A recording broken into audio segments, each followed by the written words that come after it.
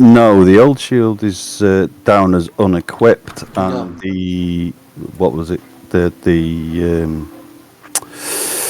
I'll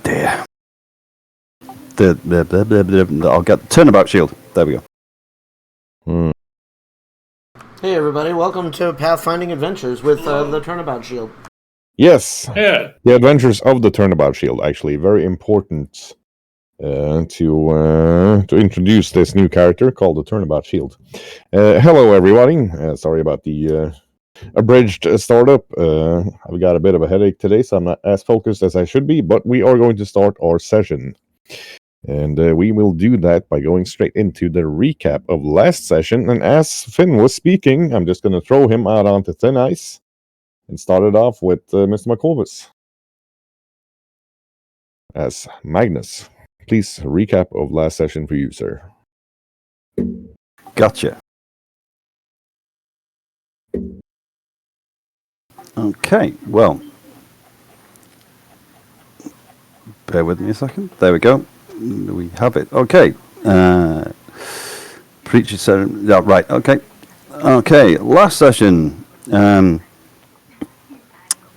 Estrella snuck away from the group to her initiation session, which ended very interestingly with her crashing through a wall and surprising everyone.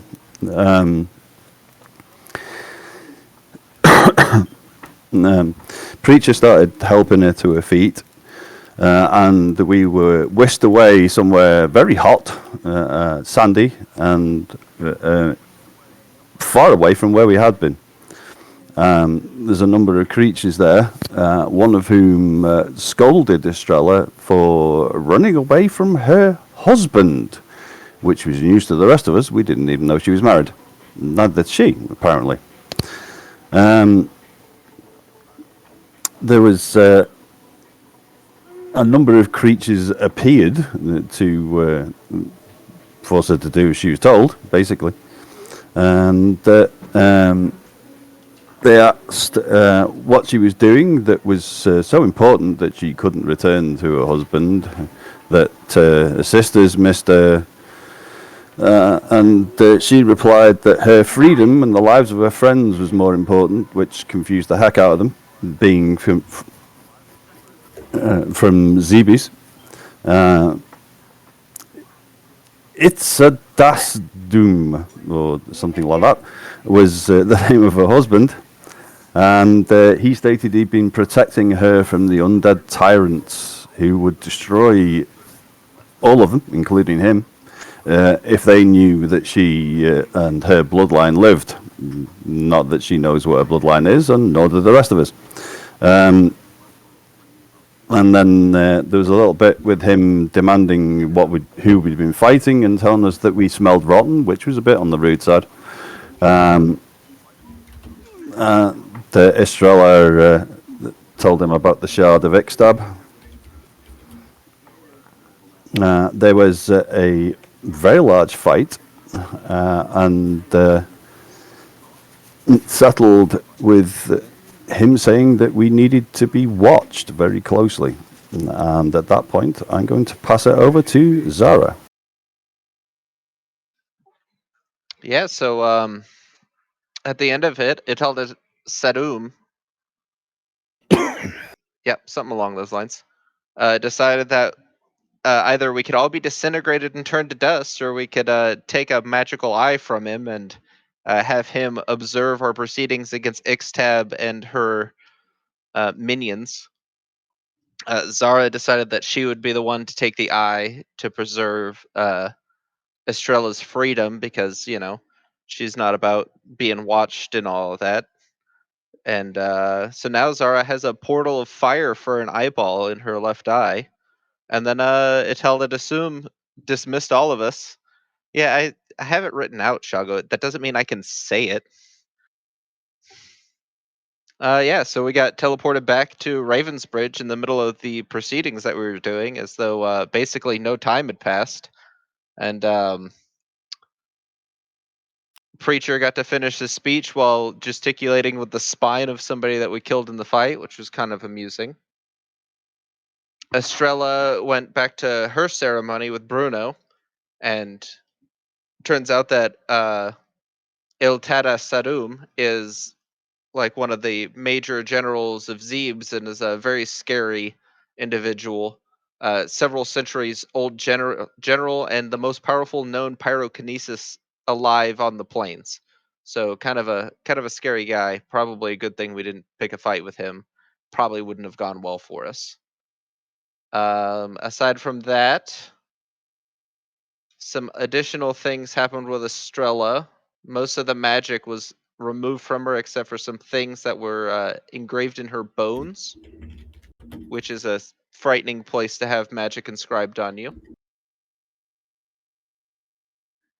Aside from that, Ebert let Preacher know that more children had been abducted other than the ones that are missing from the orphanarium, and it's related to the smiley weed that Zara's been asked to smuggle in. So we have to investigate smiley weed coming into Ravensbridge and who's using it, because they're abducting all kinds of people at this point.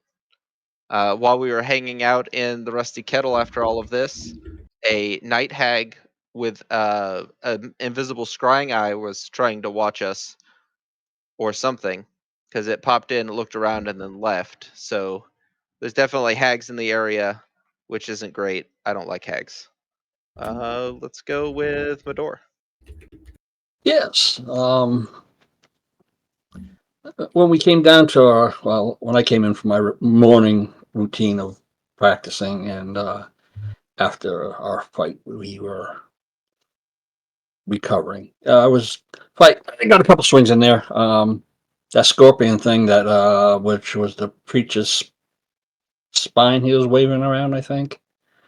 Um, Kind of heard of a backstory of Estrella from this powerful fire mage.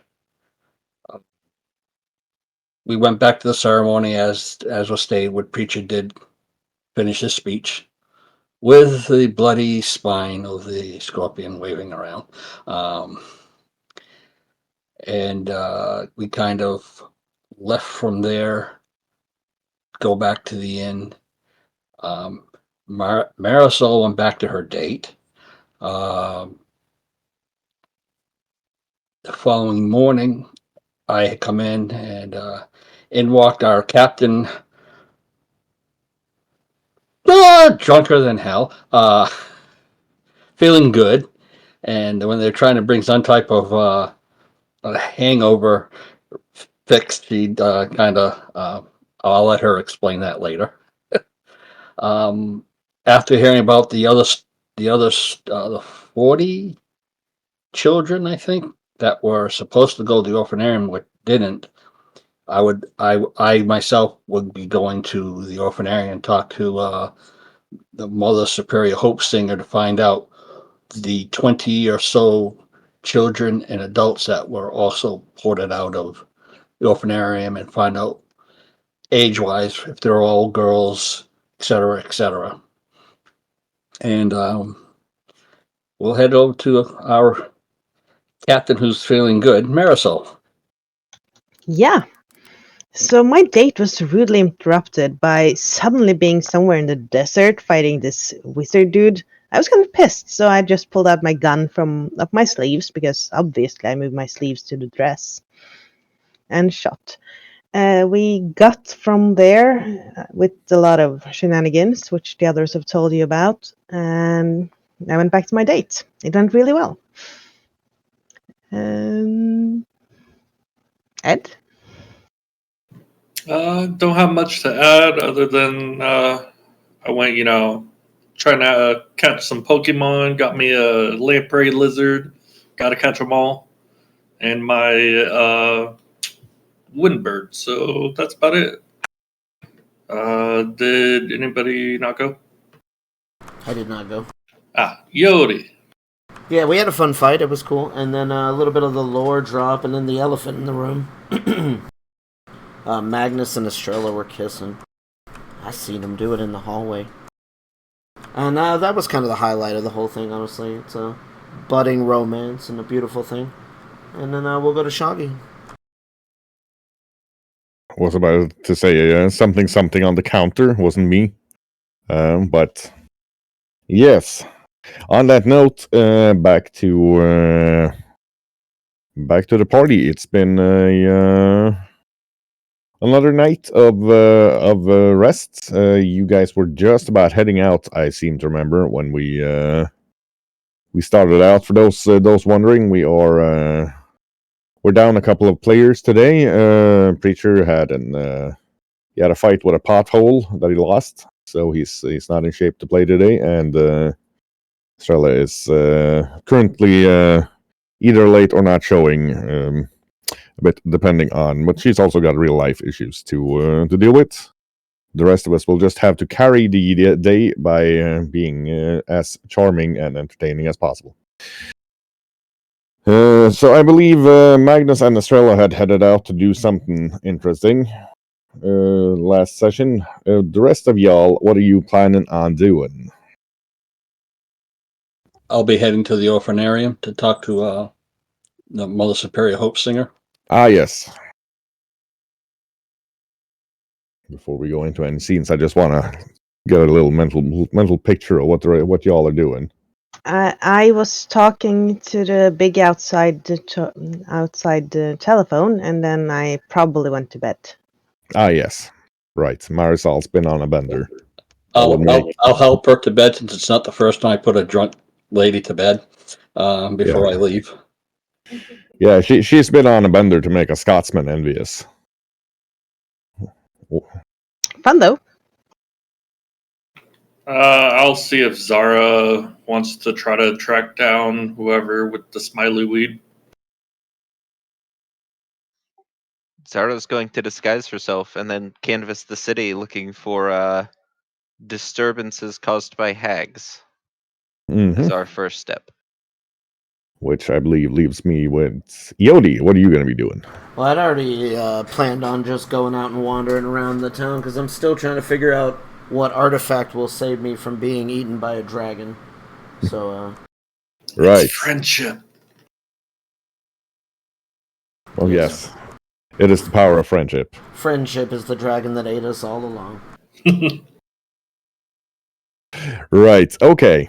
So Marisol is unconscious. We're gonna go with Mador first, then, as you are heading up to the orphanarium. You can see the city still, of course. It's only been a couple of days since the fighting stopped. Most of the corpses have now been dealt with, but there's still bloodstains on the flagstones.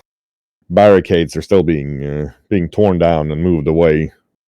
It seems like the citizens of Ravensbridge are working on, or as hard as they can, really, on trying to get back to a semblance of normalcy. But it's difficult to try to pretend you're in a normal situation when, well, civilians on the street are outnumbered at least 5-1 still by soldiers, knights, mercenaries, and now the men of clay walking in groups of 2 or 4, helping out where they can, chatting people up. But you can see that the men of clay also have sort of they've got an eye out for anybody causing trouble as well.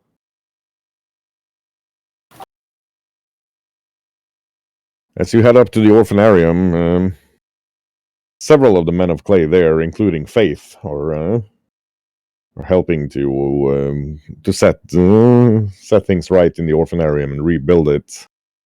The first thing you see when you come in is basically this huge misshapen flesh golem just lifting a cart out of the way on his own with the tremendous strength that creature has. As the Mother Superior is giving him some encouraging words. But when she sees Mador enter, she nods over to him and comes walking over.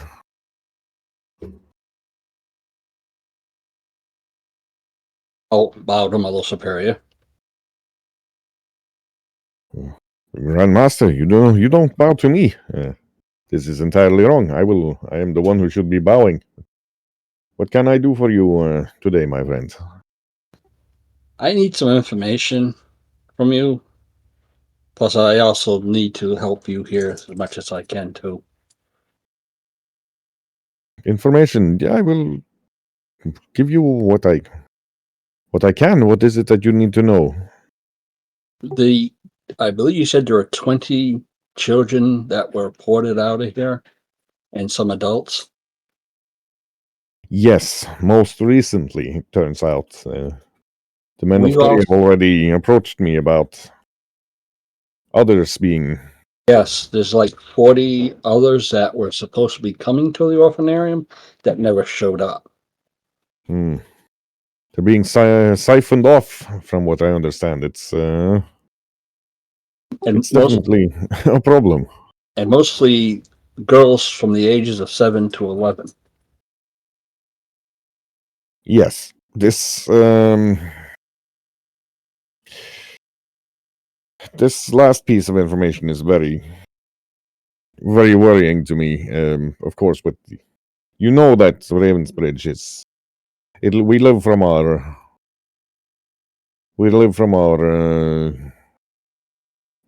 Medicinal herbs and other things needed by the apothecaries, but I would be remiss if I didn't say that this sounds like the work of a hag, or, well, to be more correct, probably many hags. I know we've already destroyed one covey of hags.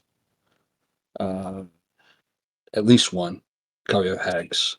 And I have heard of another covey of hag that was where a lot of the dwarven prisoners were being sent to. I don't know exactly where they are, but I have a promise to keep for somebody. And but right now I'm more concerned about these children that being abducted. Fully understandable. Nobody wants children being abducted, especially not us. I'm certain you understand that while the orphanarium is, of course, a place of mercy meant to give the young children of the marsh a place to be, an education, a chance to grow up and become successful in their own right. And I hate to use the word. I hate to use the saying "productive citizens," but it is true that is part of the. It is part of the equation, but also equally important, I dare say, is keeping them out of the danger that, say, hags, for example, would be. You may not know this, but the hags they reproduce mainly by kidnapping and turning young ladies into hags over time. So and the numbers that are being reported so far, I can see we are missing hundreds of children, going back at least 2 decades. So I wonder if that's where some of the half humans disappeared when I was here. I would not be surprised if this is the case.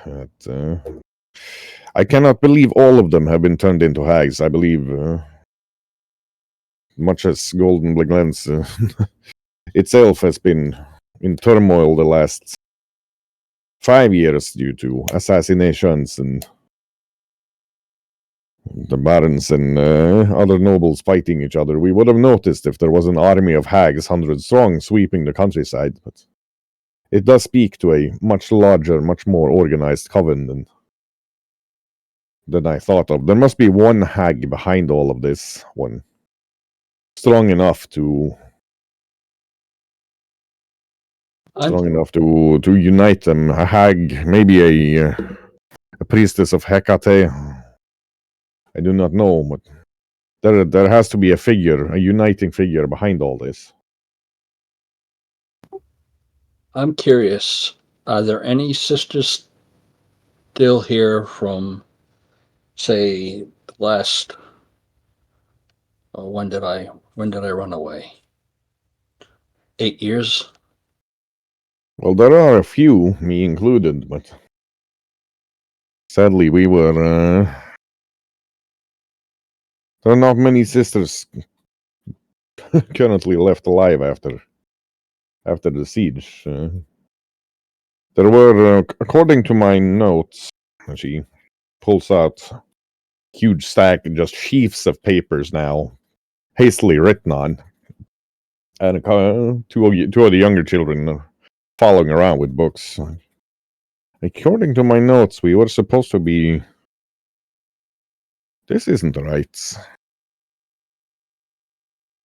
What's wrong? Well, it seems we should have been. It's, as far as I'm aware, we should have been 78 sisters, but there have been payments going out to 86 sisters.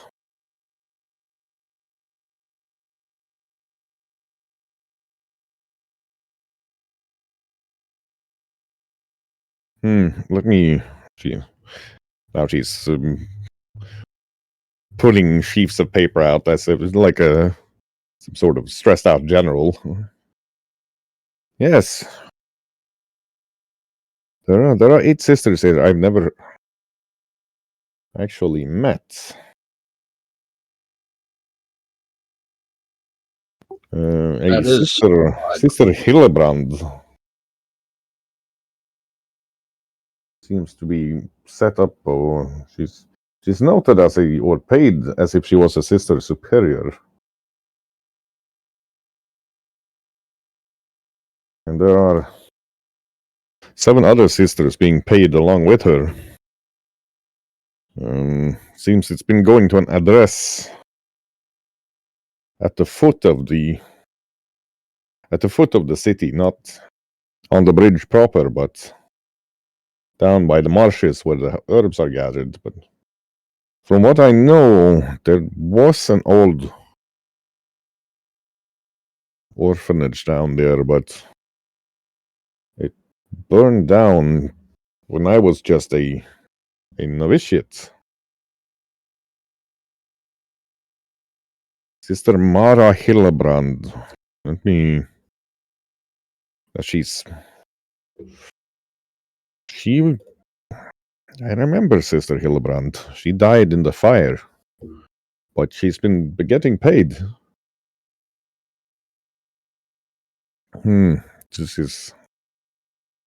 This is highly irregular. It is not a part of Ravensbridge that the Sisterhood or anybody from the Orphanarium goes to anymore. For many reasons, mostly the fact that it's a bit of an unruly area, if you will. I think this whole area is an unruly area right now. No offense. No, no offense is taken, Lord Mano. No offense is taken, but yes, it's strange. This part of Ravensbridge is more unsavory, if you will. It's where the gentlemen and ladies that gather the herbs out in the marshes, they sleep and go for entertainment to these areas. Maybe I'll bring this up to the Raven Guard.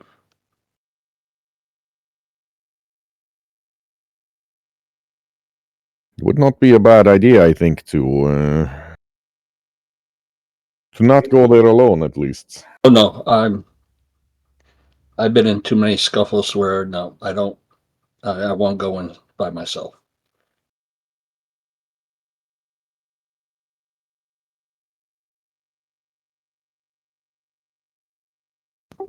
So what still needs to be done here? Nothing more important than what you're doing currently, I believe. This investigation you've started should be your priority. Young Faith here has been very much help with moving anything my old bones can't lift on my own. The other men of clay are proving quite adept at helping the children find some, well, peace is a strong word to use right now, but at least some focus, some purpose.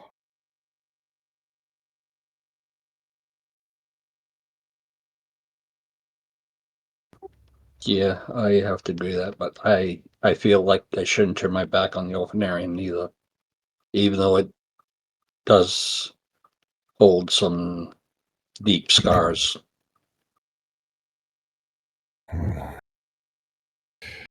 Trust me, my fine my fine friend. I will, of course, help you in any way I can to help heal these scars that were sadly made by the faithless ladies following Sister Rihanna. But for now, you can do us good where none of the rest of us can go. Trying to find out what is going on with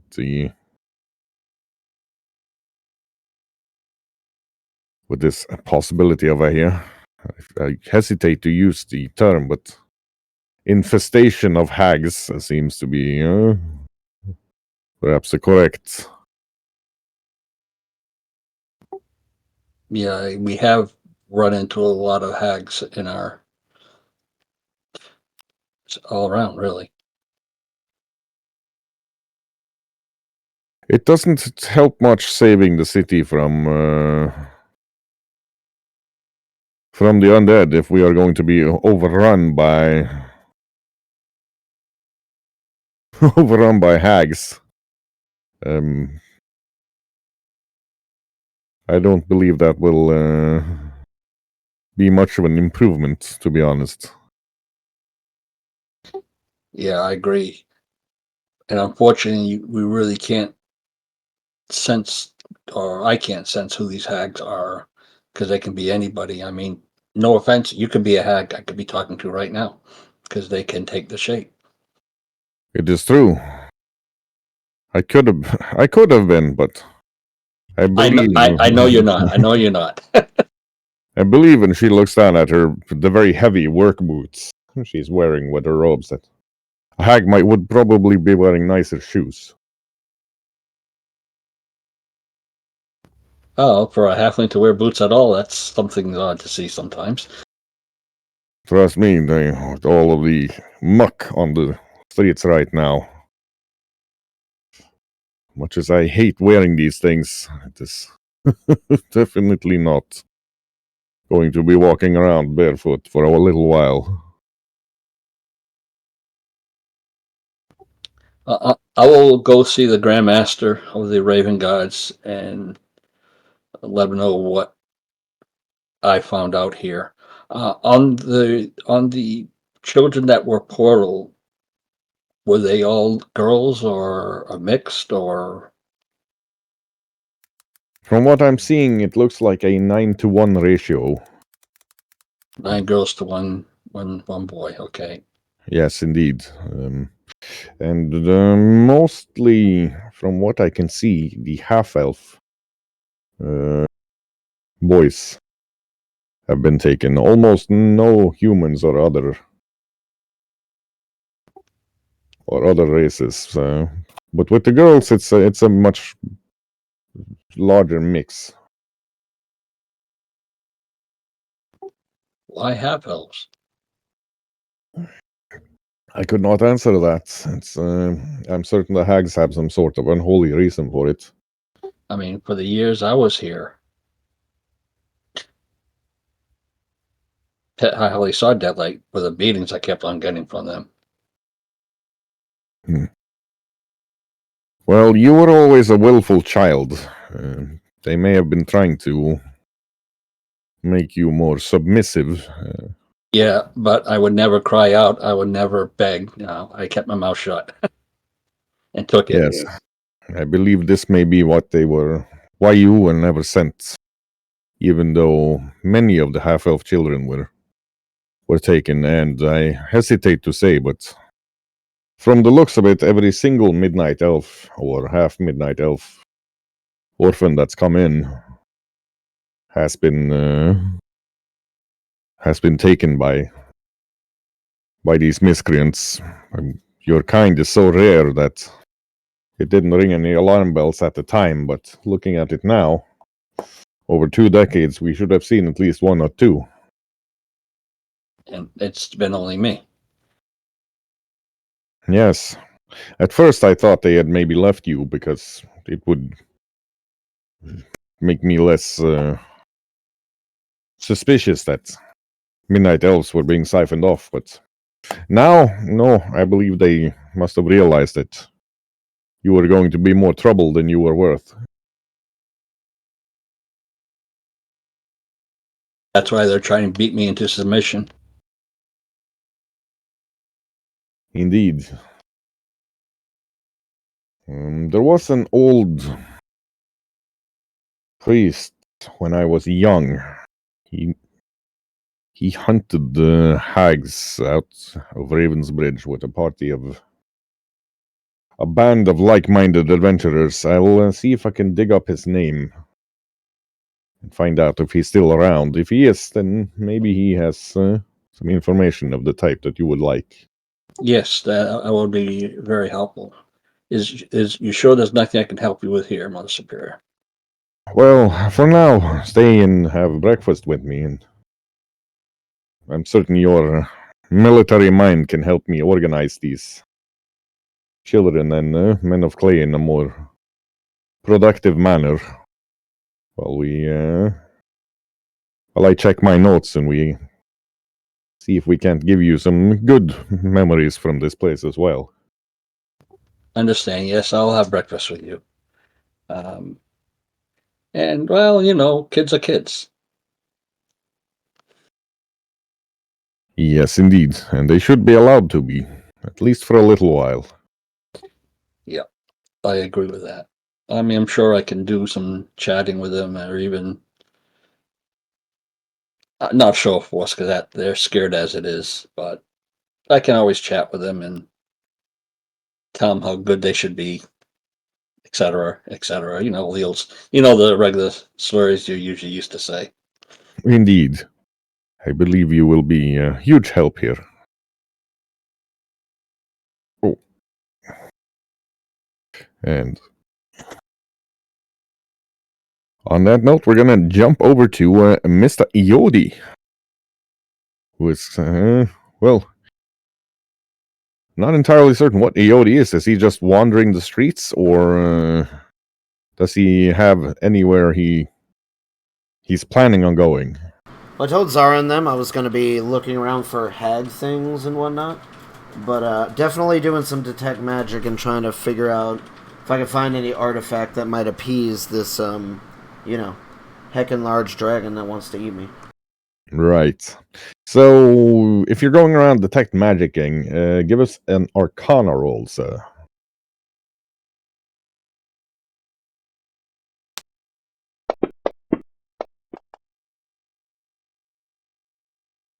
Well, first thing, of course, you notice is that almost everything else is drowned out still by the latent necromancy. There are two competing, very powerful magical auras in the city currently. One is the ancient magics keeping the city even standing. But you've been in Ravensbridge long enough that doesn't really bother you. You know how that magic flows and how it works. But the latent necromancy is definitely causing some issues. But you can see it after a while. It takes you maybe 3 hours. You can kind of see how it's pooling and running.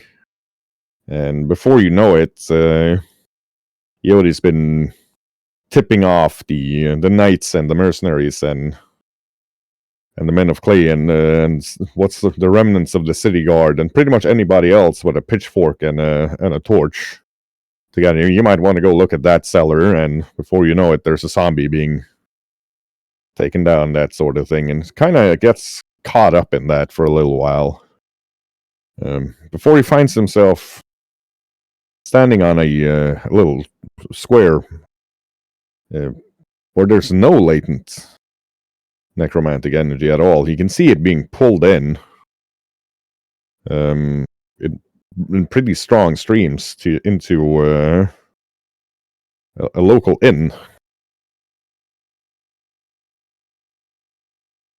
The Satyr's Hairy Donkey. But there's no screaming and sound of people gnawing at brains or anything from the inn. You can see it seems to be a pretty bustling inn. People are coming and going. But something in there is definitely pulling the necromantic energy out of the local area, out to about 500 feet in every direction from the inn, it seems. Then I will go in there for a nice brunch and take a look around without being too, obvious about it. Yeah, the first thing that happens to Iodi as he enters is that maybe 5 or 6 coins of varying type are thrown at him by patrons. We're like, oh, it's a small dragon. But after that, they quiet down and kind of focus on their own thing. The inn itself, definitely of the same era as the bridge and the city. Very old, very solid, very lived in, so to speak. There's a large, kind of difficult to say, to put a finger on what race this lady is. If you were to guess, you'd say a giant dwarf. So that's what she looks like. She's got arms that would make any career warrior or arm wrestler envious. A huge smile, the sort of nose that could be charitably described as turnip-like. She's also got the presence of a battlefield general, as she's serving personnel around and making certain everybody gets something to eat. And behind her is a just fantastically beautiful mirror. Iodi can see the necromantic energy is flowing into this mirror, and it's not pooling like you've seen it do in the rest of the city. It seems to just be drawn in. The mirror itself is probably about 9 feet by 4.5 feet, covering most of the rear of the bar, or behind the bar, I believe it's called. Yes. Made in the likeness of a young lady on 2 of the corners and a dragon on 2 of the corners. Highly polished brass, gold, and platinum, it looks like.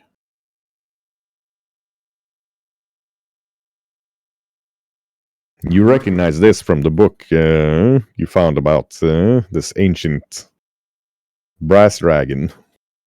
That's well, this is definitely from that era, and probably commissioned by the dragon whose name I have in the notes here somewhere.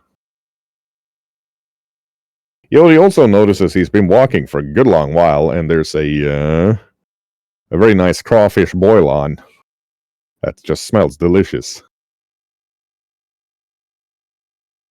Yes, I will find a place to sit and have some of this crawfish, because that sounds fantastic. I'm also looking at this mirror. It's like 9x4, huh? That thing is way bigger than me. Oh yeah, it is.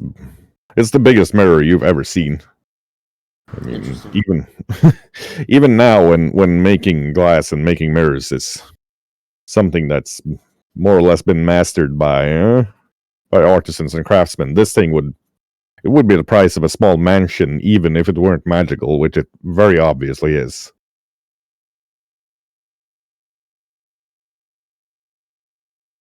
Turns out I am also a master in glass blowing and things of that nature. So I will definitely grab the crawfish and I'll have a seat, and I have to figure out how to get this mirror out of this inn.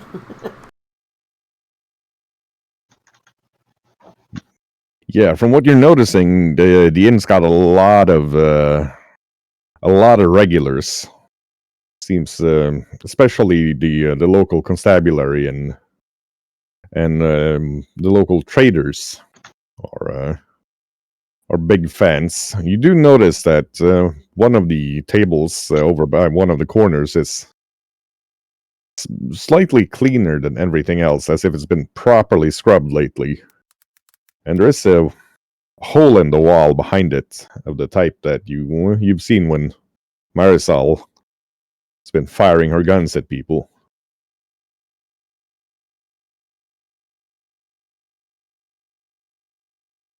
Bullet holes. I'm gonna take an eye and just kind of, while I'm eating my food, I'm just gonna see like how many people are like patrolling and kind of guarding this particular inn. Is it open like 24 hours a day? From, well, it takes Eody about a minute to see a sign where it's clearly open.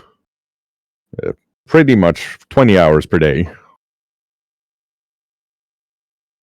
It's close between 4 in the morning and 8 in the morning, but otherwise it's open the entirety of the day. Do they also not that much patrolling well, not inside of the inn, not much patrolling going on, but outside right now, barely takes 5 minutes between patrols. They're still hunting undead pretty much everywhere. And just while eating your crawfish, at least 2 different parties of one of mercenaries and one of knights goes down into the cellars with lanterns, looking for any undead trying to hide.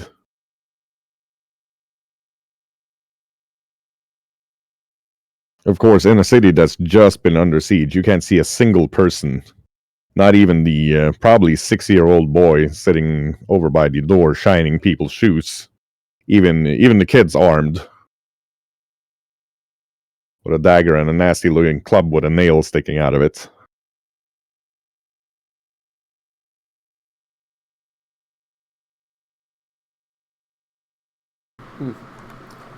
Seems like this will take a little bit of doing. So Yodi's just gonna kind of relax and read his book a little bit. Do they rent rooms here? They do not rent rooms. No, this is a straight up a tavern. So just the bar. Okay. Yeah, food and drink, but it's not an inn per se. No. Okay. You do, while sitting at the table, you do hear a voice go, "I promise you, milady, this is the best place to deal with a hangover." "Ah, I see your small friend is also here." As Walter, the other mercenary captain, halfway drags and halfway supports a very pale, slightly greenish-tinged Marisol into the bar, and I was like, "Ah, Griselda, please, 2 of your crawfish boils for me and my friend, and another one for our fine master wizard over this way." Walter, you appear to be dragging the captain. I assumed she was dead. I'm not. I just wish I were. Seems like perhaps you should have partied a little less hard last night, huh? It was fun.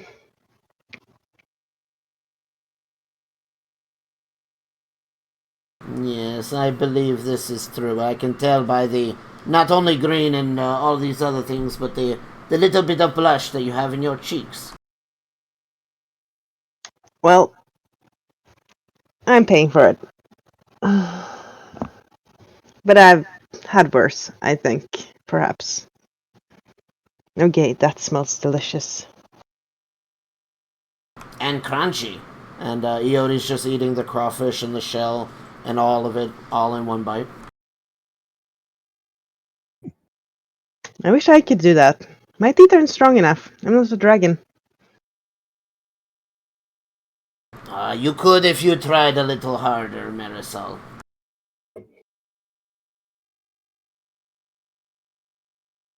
She considers it for a moment, but then continues to peel off the tail and sucking out the claws instead. And why are you here now, Captain? You are still hanging with your friend? Yeah, I think I went to bed, and then I forgot the meeting, which Walter reminded me. I have no idea how he looks this good. Yeah. So now we're here. Well, it is magic, my dear. That and the little part of hair of the dog. Good for you. She smiles, even if she feels horrible. Yeah. Iodi, though, with his detect magic still going, he notices Walter's got a minor illusion going over himself, probably hiding the fact that he's not looking much better than Marisol. But as the food is served and more drinks come up, whether she's a half giantess, a giant dwarf, or just a very large and powerfully built human, you're still on the fence of these non-scaly people. It's difficult to tell for Iodi sometimes, especially when they don't conform to what they're supposed to look like. But she comes over with 3 stains of something with a slight steam coming out of it. And she also, like many others have been doing, lightly rubs Iodi's horn and then places an ancient coin in front of him. For your hoard, Master Dragon, I hear it is good luck to give to you. It is good luck for Iodi always to receive money. Well, hopefully the value of the coin reflects the luck. This coin is, well, let's just say several of my companions, when I picked this coin out of a hoard, they did not come back. Oh? And I'll take a deeper look at the coin, see if I know anything about it. Yeah. Give it a little roll there. Which roll you want? Let's see. You don't have history, I believe, although I could be wrong. I do not have history, no. You could actually give me a lore art. Aye.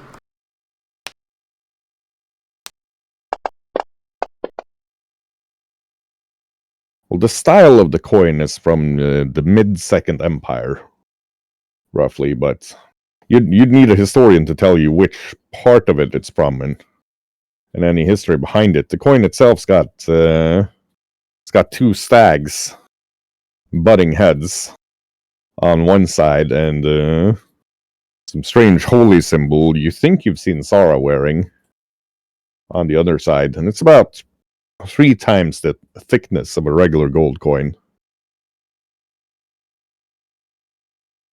But she doesn't seem to notice Iodi giving it the extra scrutiny, but she does give a little sigh and looks dreamy at that moment. Like, yes, when I was young, I traveled with a band of like-minded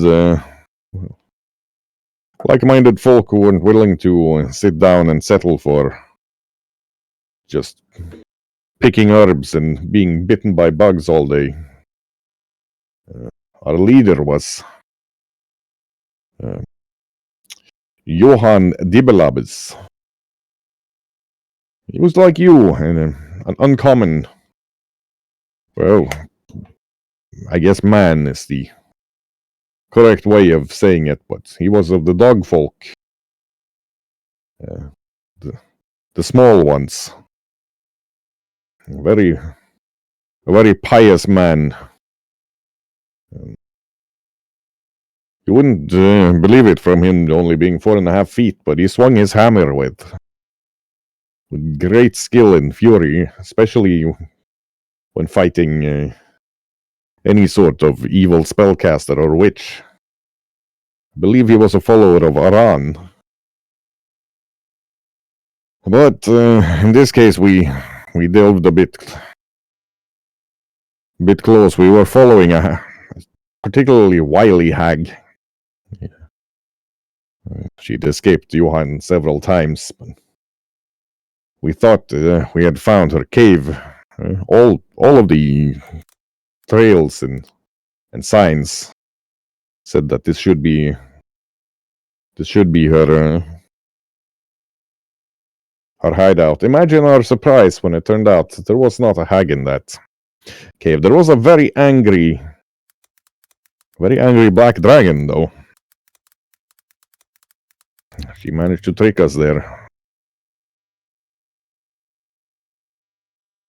Several of my companions never came out, but we did succeed in slaying the dragon. And in the end, Johan, he, I believe, still lives, but I haven't seen him in Ravensbridge for years. That's where the coin comes from. It's got some personal attachment for me, but for luck now, I will give it to you. It is a beautiful coin. Iori likes it very much. Did you also find the mirror when you slayed the dragon? The mirror? No, the mirror has been in this tavern as long as I can remember, really. So, several nobles, even one of the dukes, has offered to buy it, but for it to be, for me to give it away, I'd need something else to fill my wall. If we had killed that dragon properly, well, the head would have been a nice substitute, I guess. Maybe not as pretty to look at, but I wouldn't mind being able to give it a good bonking every time I walk past after it. Killed so many of my companions, but it did manage to. We might have bested it, but we didn't slay it. Disappeared into the marsh. From what I've heard, it resurfaces every now and then. Eats a caravan or two. Leads the knights on a merry chase. And then, when their horses can no longer follow, run fast in the marsh, and only the knights of the Ravensbridge can breathe with their little mask apparatuses. It just disappears down into the tepid waters. It's a foul creature indeed. It's got Johann's hammer. It always glowed with power when an evil magic user was close. He embedded it in its snout. From what I hear, several have seen the handle of this hammer still sticking out. A dragon with a hammer stuck in its nose. Oh, I wish it was stuck in its brain, but we Eh, can't get everything, can we? Hideous, yes, but I imagine a very beautiful creature. I'll not lie, there was a sort of terrible grace to it, but no, not. When I was younger at least, I wanted to see this dragon again to kill it. Now though, I'm old now, my knees, they sound like breaking glass when I get up. I don't think I would be much of a challenge for this dragon anymore. Although it would damn well know it had been in a fight before it ate me. Do not get me wrong, friend dragon. I do not hate dragons, not just this particular one. Yeah. Ninsar, I believe it calls itself. There are many evil things in this world. Dragons can be amongst them. I do not blame you for this. I've met good dragons in my travels. I've met bad dragons in my travels. This Ninsar is a bit of a bastard, even by Black Dragon.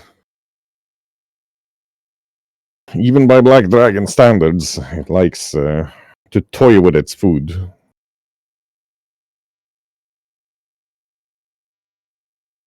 But have you met any brass dragons like the one on this mirror? I met a brass dragon in Oberu. We traveled there. I can't remember her name. It was something. Anu. Her name was Anu. The brass dragon in Oberu. I did not know if she survived the demonic incursion. She used to come by and eat my crawfish once every other year or so. But I have not seen her for a while, sadly. I'd like to know if she is still alive. She was fun. Great sense of humor. Collected limericks. like the poems?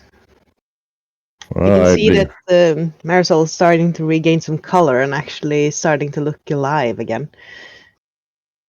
These words. I'd be hard pressed to call a limerick a poem, but Anu always did have a strange sense of humor. She was very young for a brass dragon, only a century or two old. I hope she survived the fall of Oberu, but well, going into Oberu now, it's mostly blasted rock and poisoned water. Anybody wanting to go into Oberu will need to bring food and drink for themselves. There was a large caravan that left only a couple of weeks ago, led by a midnight elf of some renown, a knight, I believe. I hope they come back. Many of the caravans that go to Oberu don't. Most, in fact. Midnight Elf. We have one of those, don't we?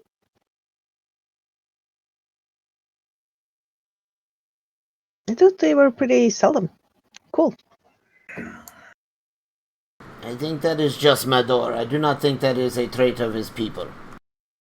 Yeah. Fair enough. Could I have another beer? Of course, there will be. And the steins you got were actually warmed up beer. Just to the point where the alcohol starts evaporating, so you gotta drink it fast, or what you've got is just a very bad cup of tea. Mm-hmm. But she brings over another round, and then she sees something the serving wench is doing that she's unhappy with, and thunders over in the general direction of where beer has been spilled.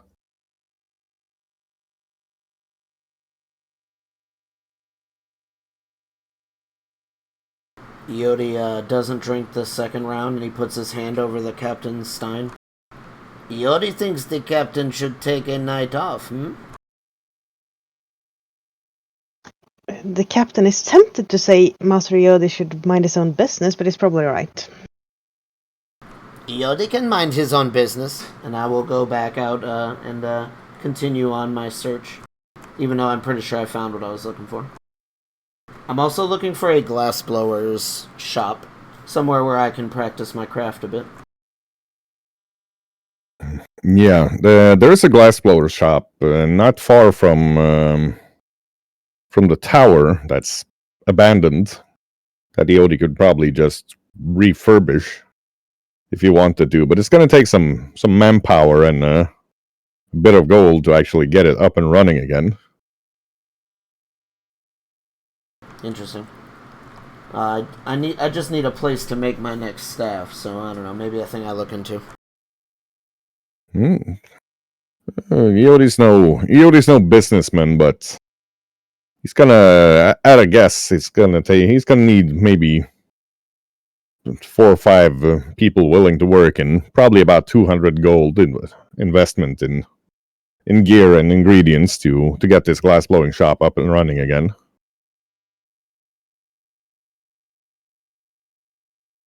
Okay. That's the thing I'll plot about, and then I will actually look around for signs of hags instead of pretending. Right. Speaking of signs of hags, off to Zara and Edemir.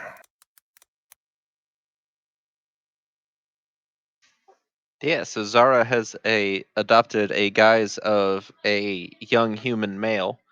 When she does her glamour, can she hide her new magical portal eye? No. She would have to wear an eye patch. The portal eye is the one thing she can't change in any way. Okay, so she's gonna wrap her head up in bandages like she was wounded. Right. Because that'll be in fashion right now. Yeah, that's high fashion currently. Bandages is it's just so hot right now. And for her outfit, she's going to look like one of the local, like, young ranking guards. And she's going to be wandering around with a lantern and a hammer, going around looking through the town. Right. When you say young ranking guard, you by ranking you mean like young NCO? Yeah. High enough rank that people will leave her alone, but low enough rank that people aren't going to ask any questions. Right. So a young sergeant in the guards. And is Edemir doing anything to disguise himself? I'm just gonna be in my regular kitsune form since people don't really know that one. Right. Yeah, he catches some glances, of course, but not as many as he's used to being in kitsune form, because it's been a weird couple of weeks for people in Ravensbridge, and a fox man walking around with the with the guards is not the weirdest thing most people have seen even this morning. I'm also bringing along Isoi, my giant lamprey lizard. Well, medium-sized lamprey lizard. 6-legged, changing color. Yes, of course. Why? That sounds like a great way to do things on the down low.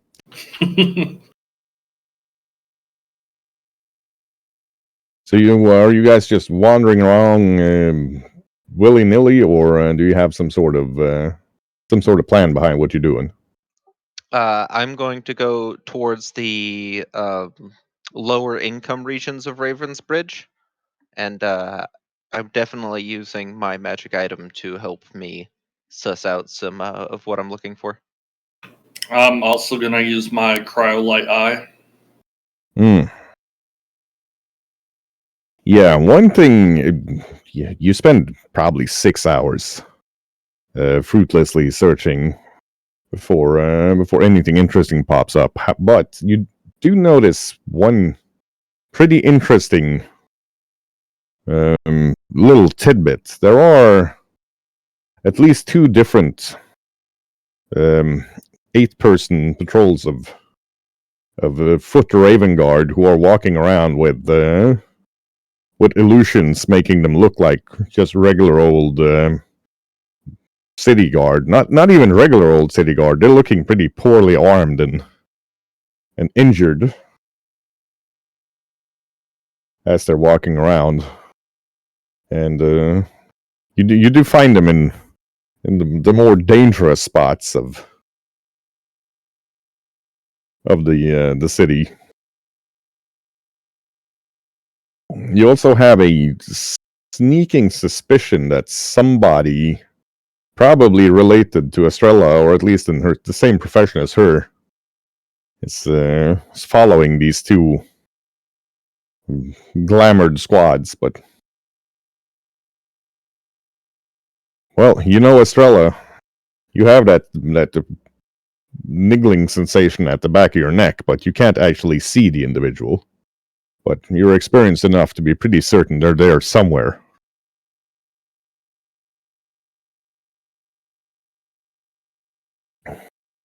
But it's starting to be nightfall before you.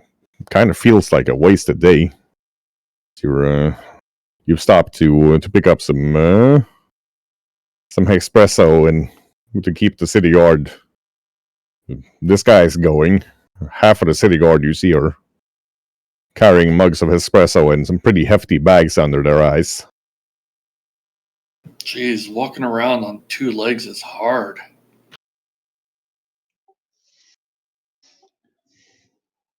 Well, turns out you're more than welcome to hide inside my backpack. I don't need to eat anymore, so I'm good to keep going all night. That being said, I'm gonna go back to Fox Farm and jump inside a backpack. Yeah, as you're in line and get the espresso, and you hear a young woman sobbing further back in the line, being comforted by a man who's going like, now, you know, giving the child to the nuns was the correct choice. There's no way me and your mother can help you raise her right now. With the death of your husband, well, the orphanarium is the only real choice for the child. It's that or starvation.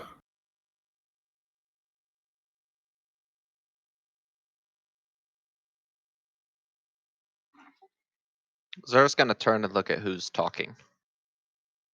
Right. Are you gonna do it and just like very obvious turn around and stare, or are you gonna be surreptitious about it? I'll be surreptitious. Alright, give us a stealth.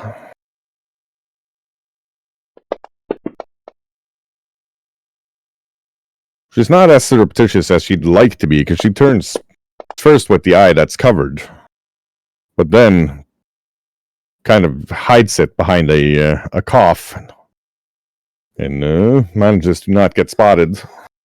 Say, it's a young half-elven lady, and a human male, maybe in his 60s, who's comforting her, waiting in line to get some black bean brew. You can see they are definitely not of the upper class in this city. Even their rags would think that other rags are looking fancy. And there's the distinct smell of somebody who lives from picking medicinal herbs coming off of them. Probably have come up into the city from the poorer part of it. That's down by the feet of the pillars, keeping the great bridge up.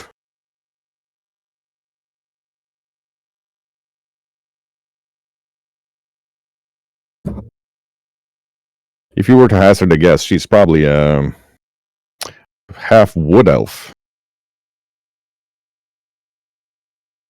Also fairly rare in these parts, but not remotely as rare as a midnight elf would be.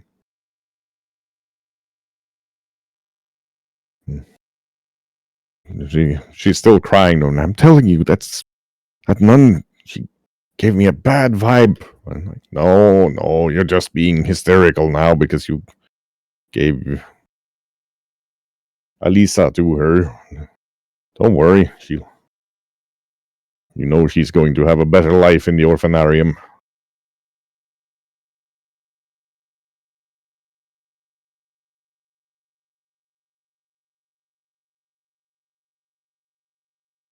And with that, they get their black bean brew, the cheapest type, and start making their way down towards the gates. Zara's going to shadow them. Right. Well, it's another good hour of following him down into I don't know what the correct word would be. It's not far from an undercroft, although it's not actually under buildings, but the bridge is so large and so wide that a lot of the city under it, and it can only be called a city. There's hundreds, probably thousands of small huts, and you can see the bones of a proper city are being laid. Some of the richer folk down here have started building houses of brick and mortar. And it follows them to a nondescript. It's not a hut, but a one-story house. You see, part of it still has mud walls, but it's being built up to. It's being exchanged with brick and thatch and higher quality building materials. They walk in, or before they walk in, the man buys a bottle of cheap. It could possibly be called wine if you were feeling charitable. And gives it to the young girl, and like, here you. It's not much, but it helped me when your mother passed. It'll get you through this night at least, and well, tomorrow we'll look at finding some work and a proper meal, and before you know it, you'll see that even though your daughter was given to the nuns, you'll be able to go on. It just doesn't feel like it right now.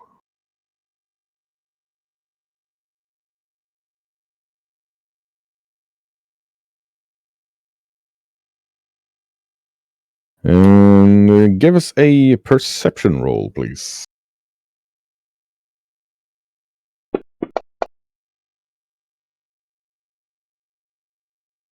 There we are. So Sarah's socks are.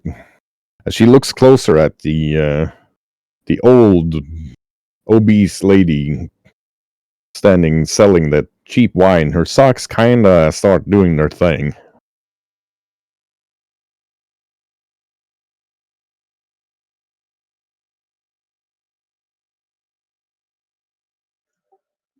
Interesting. I'm going to activate my eye and do trucing. Right.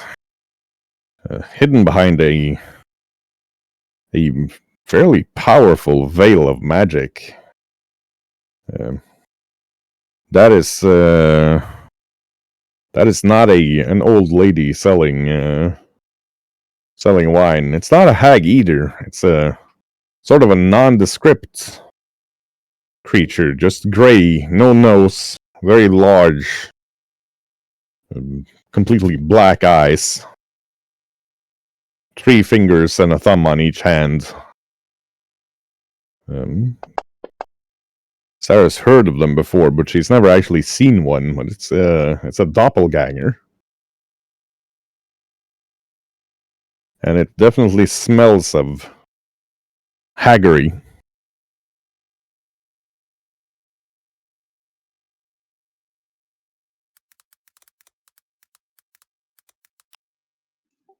Well, Zara has a new thing to observe. She's going to watch the activities of this particular creature.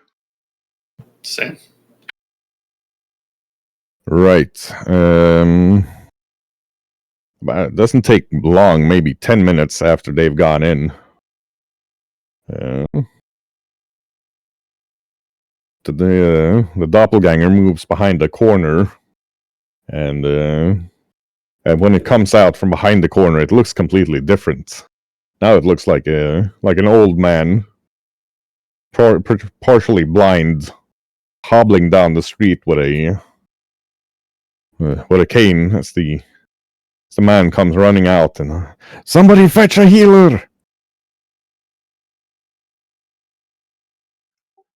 Zara's going to change her illusion into that of not well off, but like upper lower clothing, like clean but still worn. And she's gonna change her face to like a 30-year-old man. Very well. And she's going to come around the corner like, a healer? Yes, are you a healer? Please come. My daughter. She just fell over.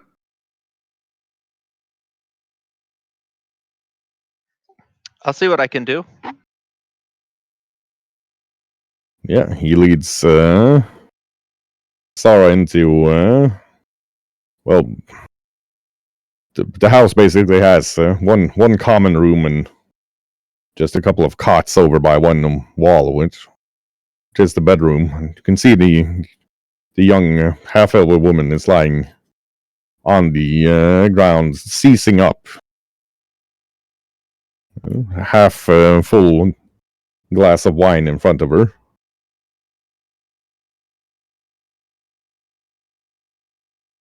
It's my daughter. She had some bread and wine, and then she... Please, can you help her?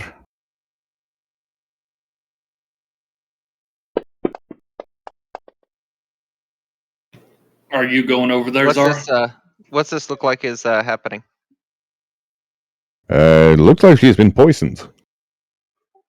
I'm gonna pull Eoti out of the backpack. Eoti?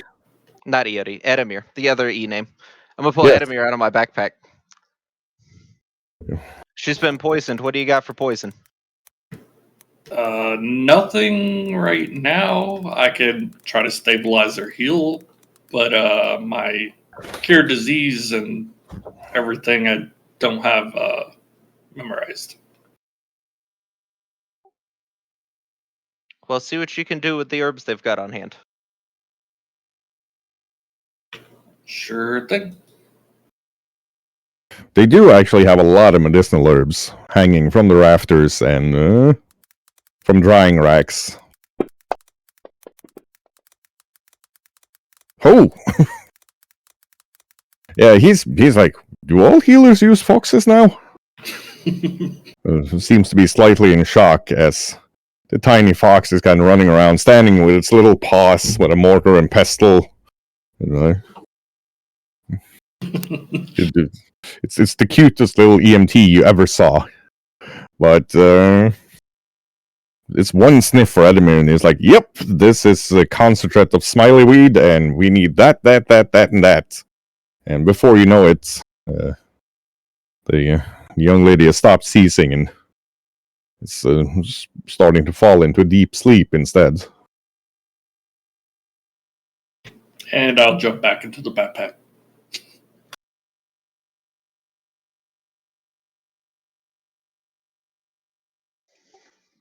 I'm going to take the cheap bottle of wine and give it a gentle waft. Yeah, there's a very, very strong, now that you know what you're looking for, a very, very strong, almost actinic tinge of smiley weed. Not the type that would be used to drug somebody, but concentrating into a form that's straight up poisonous. Also, while I was that close, did I notice anything with my shape changer's intuition? When I Not come from- within 10 feet of a creature that is transformed into another form or impersonating. Not from these people, no. You would have noticed the doppelganger if you were close enough. That's right, you have actually seen one of those things before. And Endermere sniffed it out back then. So, the man is like, thank you, I don't know, you saved my daughter. I don't have much in the way of wealth, but this was my wife's, and I believe it has magical properties. I would like you to have it. And he comes up with a flint knife, about a foot long, and curved with the edge on the inside of the curve, wrapped in well, it seems to be some sort of horsehair, and a sheath nice enough that he could probably buy a neighborhood in this part of town for it.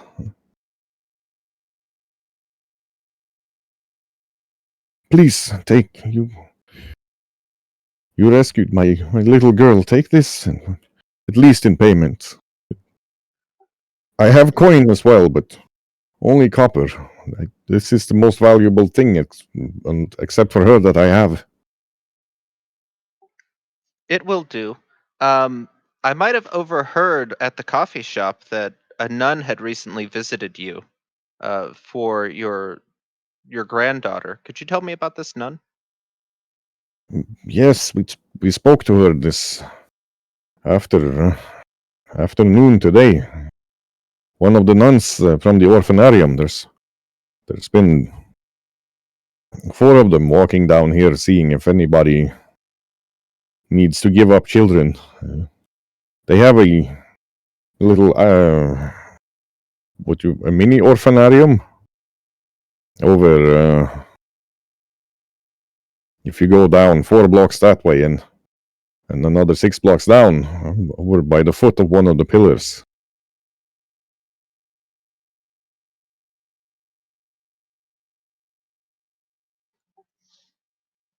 I appreciate the info and the knife. Do me a favor.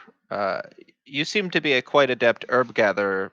Please make sure that when you purchase wine, that you check it.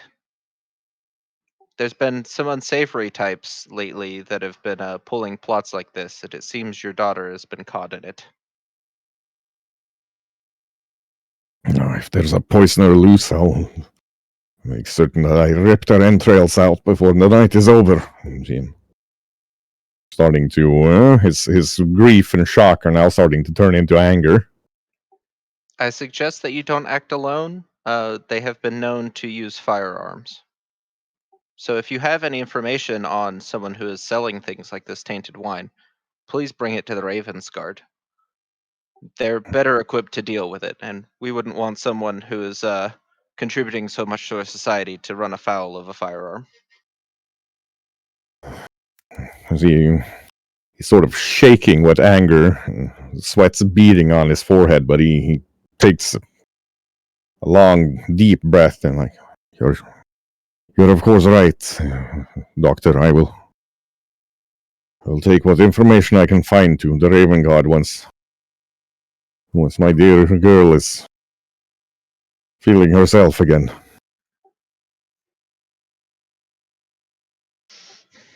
And in these kinds of plots, obviously, don't be too direct, or you'll be a target just as well. I'm going to take this bottle, though. Yes, please take it out of my house. And a good evening to you. He sniffs the So you can see as you're leaving, he sniffs the glass and then throws the rest of the contents into the fire. And you can hear him mumbling like, "Fucking smiley weed everywhere now."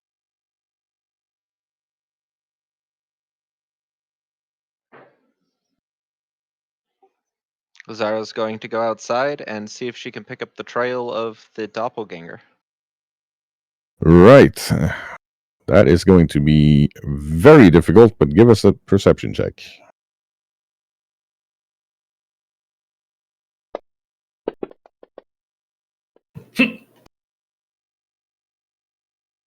Well then. Helped a bit by having some idea where this thing probably is headed. Sora does follow it. And she can't get eyes on it, but she can find the subtle little hints, like footprints going into an alleyway and just coming straight back out after going just far enough in to not be seen by anybody. The creature itself, obviously, is very slippery. She can't really find the doppelganger, but she does find a small old temple, it looks like, to whatever god it was once dedicated. Lord only knows, or any of the lords.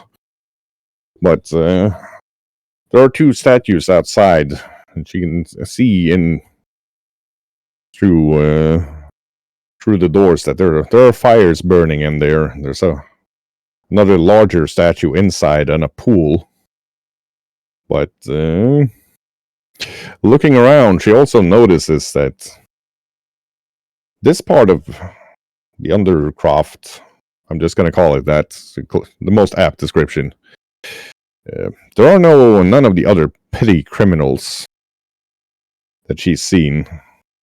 She does, however, notice that in the streets, moving or sitting partially hidden, so that you'd have to be looking for hints of danger to see them, there's at least 2 minotaurs.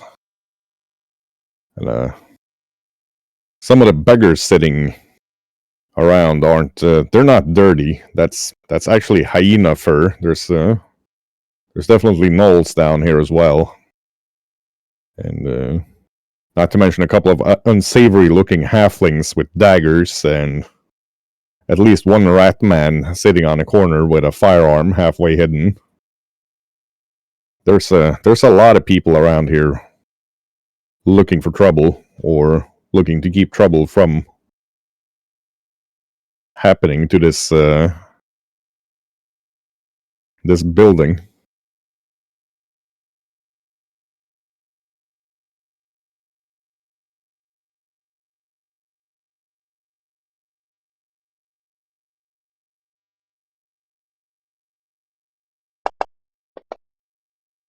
Can I make out who the statues are to?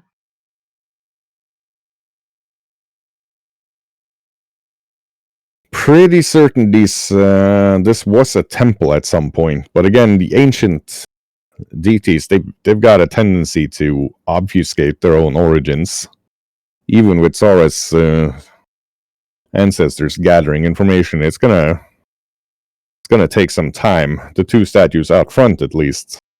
The larger statue inside, it could be taken for a Sosha Carissa statue, but there are subtle hints in the way the body language is, and the way the cloak is folded, the way the hair seems matted and dirty where it shouldn't be, that this might be a statue dedicated to Hecate, the lady of witches and hags in particular.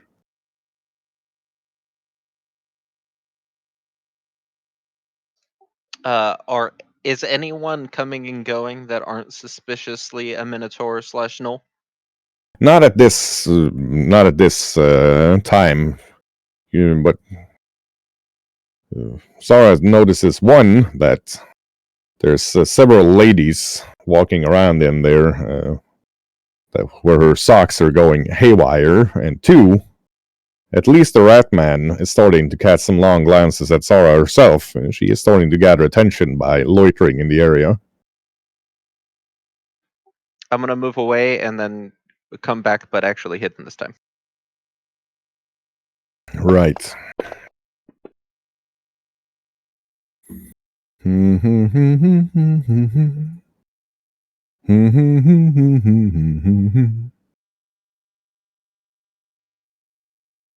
Yeah, Zara does manage to double back. Seems like now that it's getting close to midnight, most of the foot traffic in the area is just completely gone. Anybody trying to walk in gets a glance from one of the dodgy-looking halflings, or the rat man, and if they insist, there's the deep growling of a minotaur from the darkness of an alley. But you can count at least 5 ladies sitting through one of the windows, sitting and feasting inside of the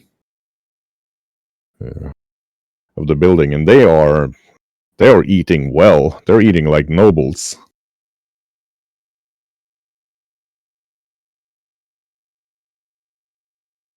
They're a bit too far away currently, as she's on the other side of a canal, spying from the top of a hut. But pretty certain nuns don't eat and drink the way they're doing. You've seen orcs with better table manners. Even Herko had better table manners, and Herko thought a spoon was some sort of offshoot of a kobold.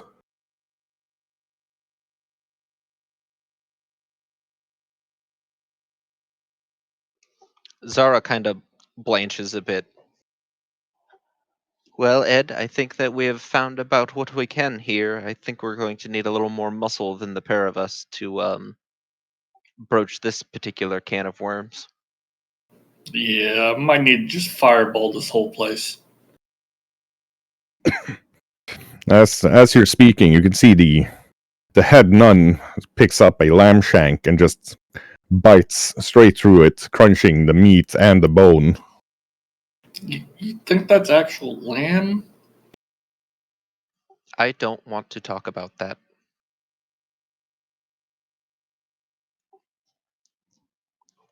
Zara's like shaking as she turns to leave.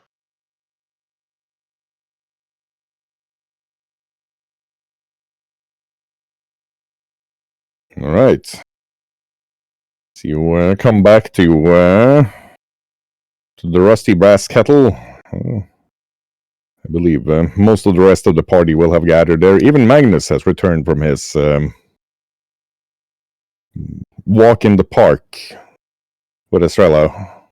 Although you can't see Estrella anywhere. And you also notice that Preacher's kind of just standing in the corner with both of his eyes just have kind of like a red ring moving through them.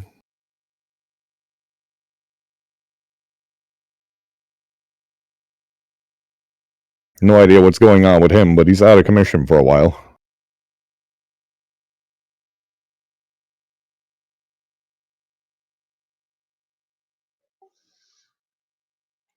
Well, if it isn't my favorite actual people.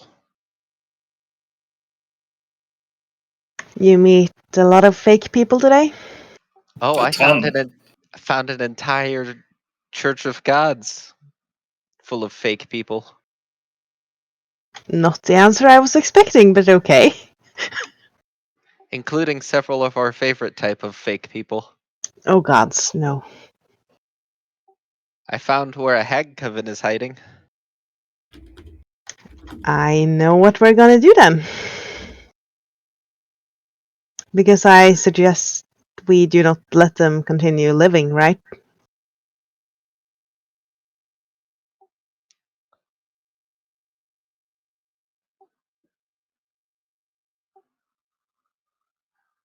I thought one I'm of a our fixed- mottos were "Do not suffer a hag to live."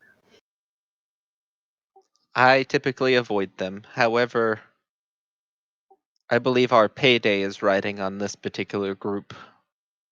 How so? All of our missing children being tied to nuns going around asking can be tied to this particular mini orphanarium, the locals called it.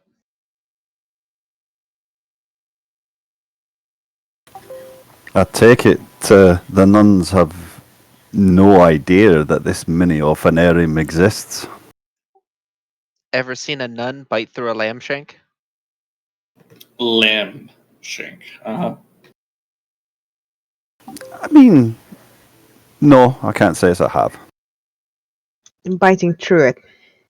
Like crunch. Bone and all. Ew.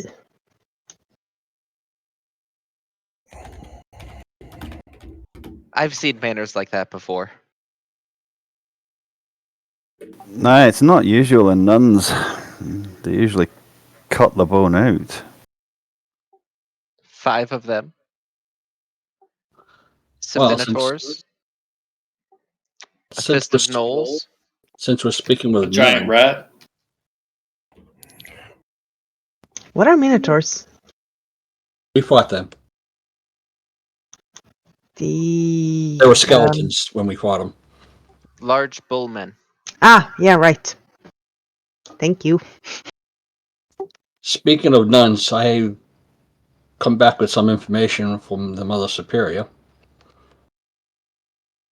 Seems there are 6 nuns or 8 that are getting paid, but they're not even in the orphanarium. Might be the ones in And the mini orphanarium. that's my guess. Also, of the 20 children that was portaled, it was a 9-to-1 ratio. For every 9, there was 1 boy, and it was mostly half midnight elves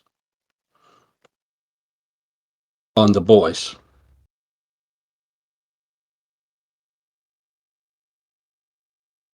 And I did go to the Grand Master, and it sounds like it's. Does it sound like the same area that I was told about from the Mother Superior? Yeah, pretty much. Yeah, that sounds like the area that the Mother Superior told me that the money was being sent to. Well then. And it seems like this has been going on for at least 2 decades. Sounds like something we could get paid doing then. So we're gonna kill like 8 hags. Woo. And their entourage. If not us, then who? I mean, there's a lot of guards in the city. We saw how well they deal with things.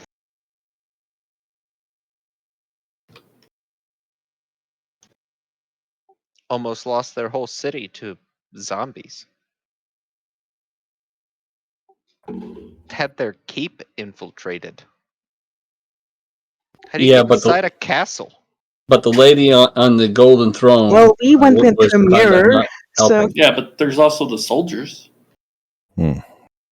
I think you cut out.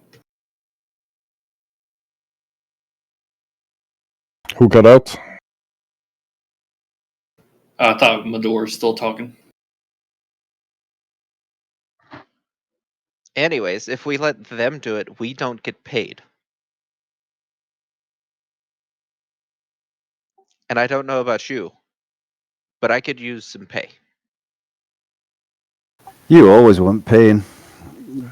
But, Oh, I've had plenty of pain through my life. Pay, the gold. oh, that's what I said. I said you always want paying. Pardon my pronunciation. speaking of, where did you lose our friend?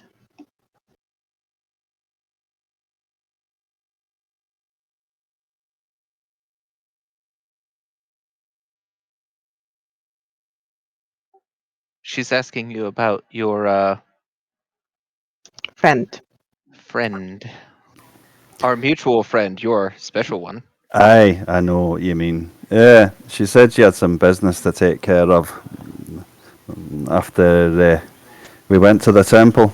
And, it was a nice wee walk, but I don't know where she is now. Hey, I'm not judging. I spent the morning with a night and last night with my boyfriend, so I spent the night with a lizard. you do you. I'm gonna scratch your ears while saying that.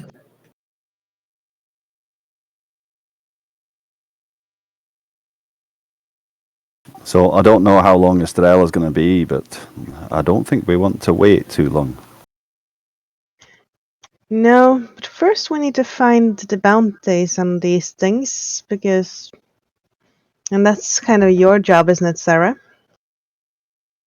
Make sure we get paid for this. I'm pretty sure that this is going to be right up Medor's alley with his chummy chum, the Grand Master. Yeah, but do we trust him to negotiate our price? I mean, I'll go with him to make sure we're getting paid proper. Perfect.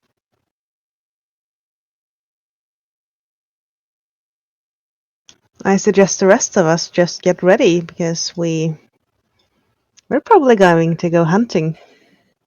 Although this might align with the Marquis, since I suspect that these hags could be easily tied into the siege itself, Get the on best account of all pay. of the missing children. Definitely. What Shoggoth, when I went to the Grand Master and gave him the information, what any reply back from him? Yes, I forgot to play out that scene, so I'll simply give you the information. Of course, on 4 hags, there's a standing bounty in not just Ravensbridge, but the entirety of the kingdom. Pay quite handsomely for hags. A green hag will fetch you a tidy sum of 100 gold, and then as the hags get progressively more powerful, there's more and more money for it, up to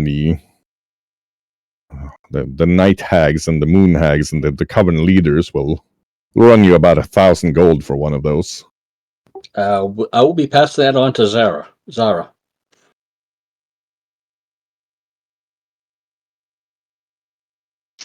Sounds like we don't need to go negotiate anything, other than perhaps trying to get enough evidence that they were tied to the assault and bringing it to the Marquis to double dip our payments.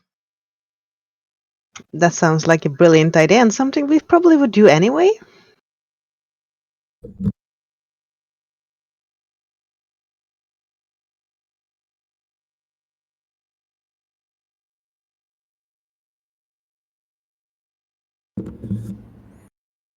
So how do you suppose we collect this evidence? I'm sure we can find evidence after when we get We there. go to this old temple of Hecate. We kill everything inside that isn't provably an innocent, and we find what we can find. Hopefully the children they've been gathering are still there. Might be kinder if they aren't. Aye, might be. But I'd still prefer to free them from these hags. Yeah, if they're there, we'll free them. If they're not, then hopefully we'll find them. And if not, well, at least we tried. Well, it'll be one more place they can't gather any more children from. I'm for it. Yeah, I'm definitely for it. I'll go up and put on my armor.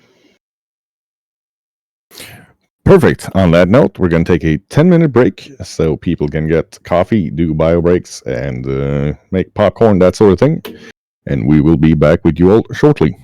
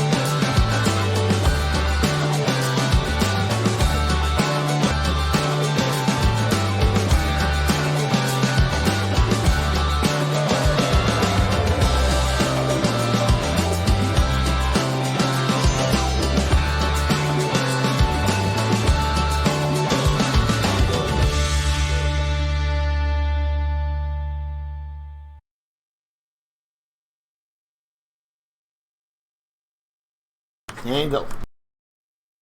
There we are. Okay, so auditory hallucinations aside, we seem to be back live. So, hope everybody had a good break. We are moving on to the scene where y'all are going to be sneaking in through the streets, unless you want to tell me about any preparations you do first. Now's the time. I make sure all my guns are reloaded and I wear my armor and coat. Right. I'll be winding up my gauntlet. Ah, yes. Good to hear that Marisol's not the type to wear the plate carrier without the plate and tricking herself. Were you saying anything else, Mador? I saw you had your finger up. That's what it was. I was just waiting my turn. Oh, I think I've got about a 5-second lag for the cameras here, so that's something I'm going to have to keep in mind when you have your fingers up. Interesting. Anywho, it is time for the sharing of the map.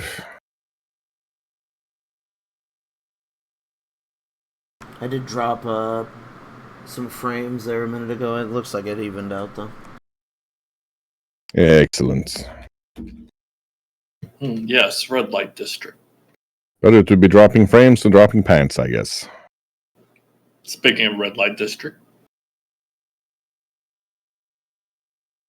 Please. Right. Boom, boom, boom, boom, boom, boom. Boom, boom, boom, boom, boom, boom, boom, boom. So, yeah, the alleyways are definitely cramped, to put it mildly here. But you do know where you want to be going. It should be just up to out and to the right, for all, as far as you are aware, anyway.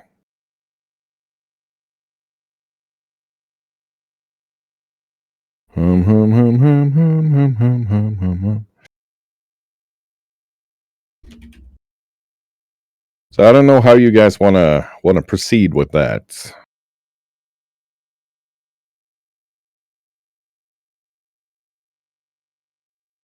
Tum, tum, tum, tum, tum, tum, tum, tum, tum, tum, tum. well, me and Isoy will move out of the tight little corridor, give people room. Yep, there is no war in Bossing Sea. Just remember that. And there we are. I'm looking for a good place to snipe from. Right. It's hard to see any right now. You don't trust most of the roofs on these buildings around you. If you try to go up on one, you'll probably find yourself in somebody's living room. Yeah, let's avoid that. I'm just gonna follow up behind the fox.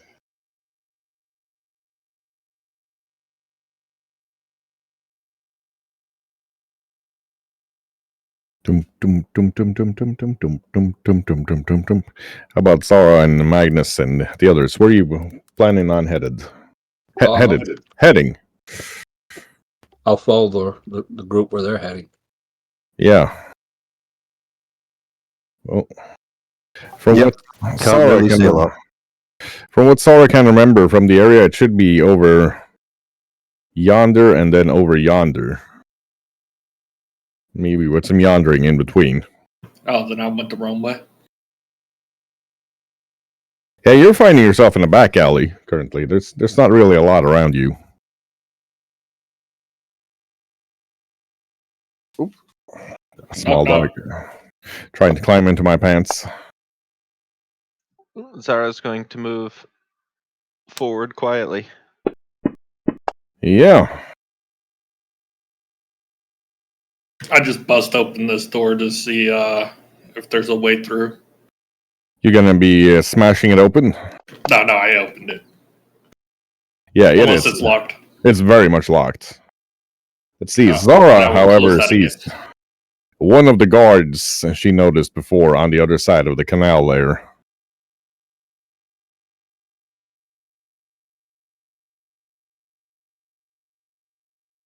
just answer a message here.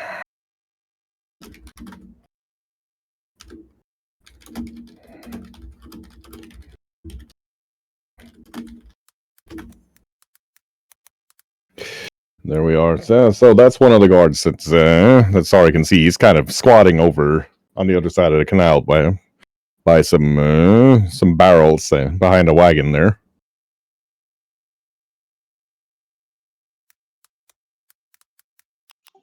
Which direction is the door to the temple?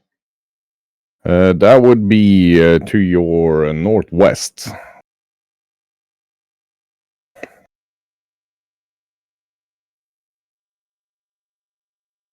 And the door in front of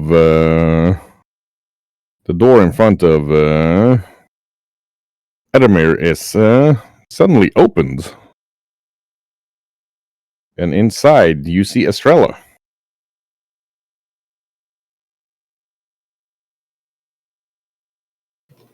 Oh, hello there.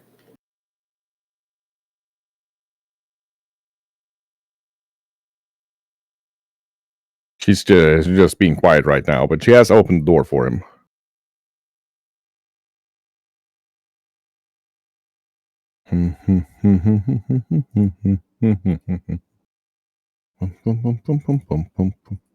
She seems preoccupied with being stealthy. You can see she's picking the lock on the door further in through that building.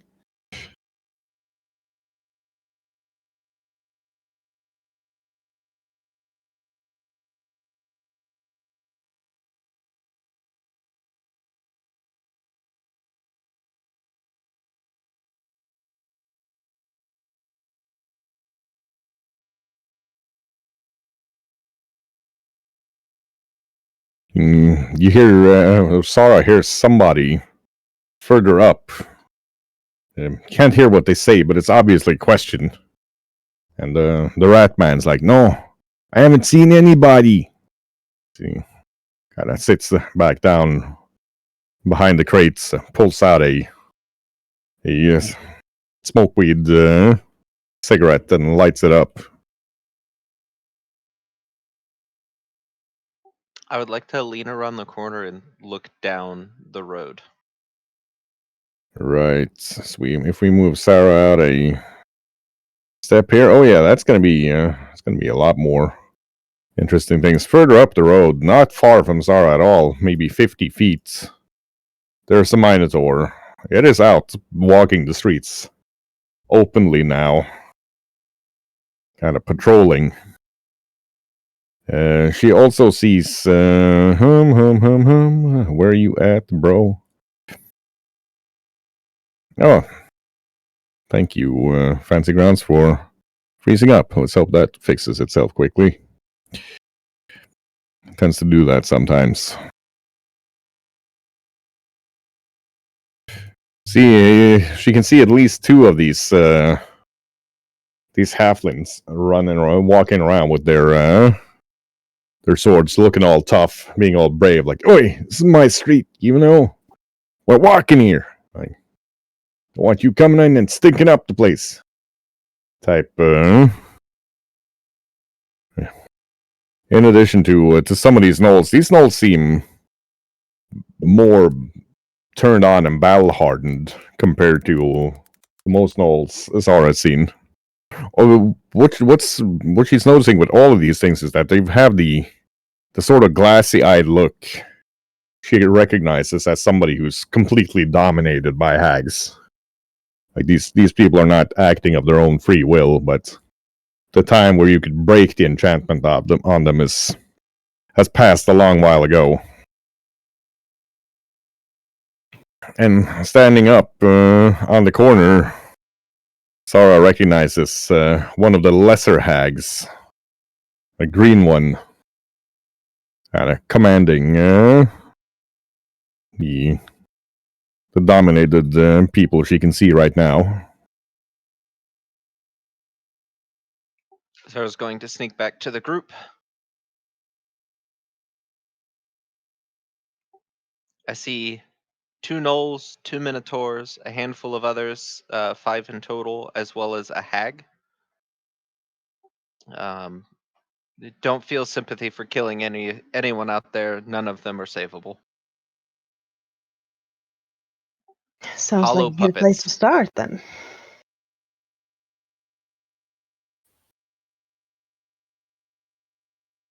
And then Zara's going to come back here and look for an opportunity to scamper across the bridge. How deep are these canals, do I know?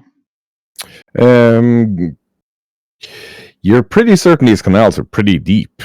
Like, they're at least somewhere between 10-15 feet deep. At the deepest. At the shallowest, maybe only 2 feet. It kind of depends how many people have been using them as trash cans on any given day and how heavy the rain's been. I want to follow after Zara. Right. Give us a stealth roll. And I have already rolled a stealth roll. right. Yeah, you're sneaking up after Sarah, all quiet like. Sarah notices that the rat man over there, he's definitely not switched on as anybody on Stag would usually be. He's right now sitting with his back to one of the barrels, enjoying his smokeweed joint.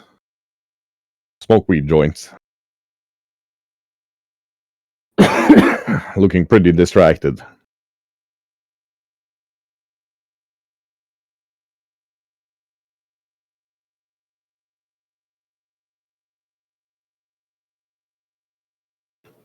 Estrella, you having trouble picking that lock? I think I can do that. You are extremely quiet. Yeah. Almost impossible to hear currently. The lock, however, opens easily enough, so it's just a question of when you want to slide the door open.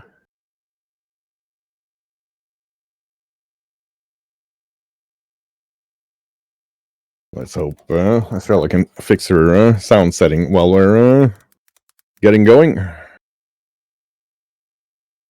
Yeah. So, When everyone is ready, I'm going to open. still can barely hear you. Your computer might be using the wrong input because it sounds like you're talking to the wrong microphone. Should be on the right one, but I'm going to check every single setting. I can hear you talking, but I can't actually make out what you're saying. Hey there, tiny doggo. Yeah, is it licking nose time? It is licking nose time. Happy fun nose licky time. Yay. Yeah.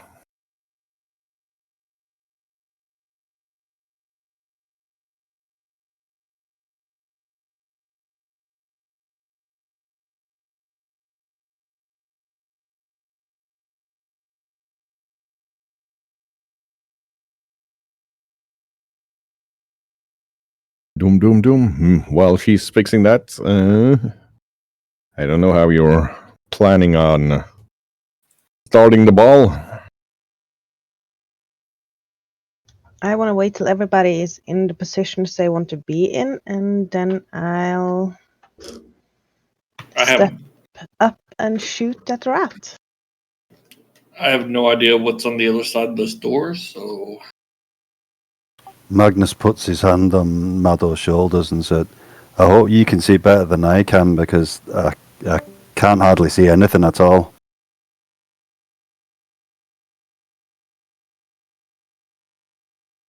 I don't see anything yet, Magnus. Mm-hmm. Boo. I would like to spot an opportunity to attempt to move across the bridge. Yep. And then up here, behind these barrels. Give us a stealth roll.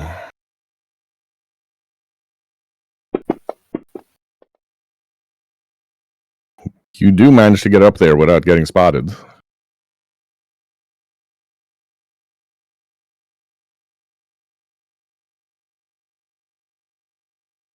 Let's see.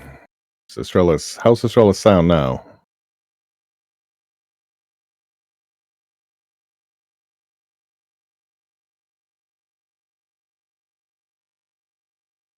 Switching to mobile. Very well.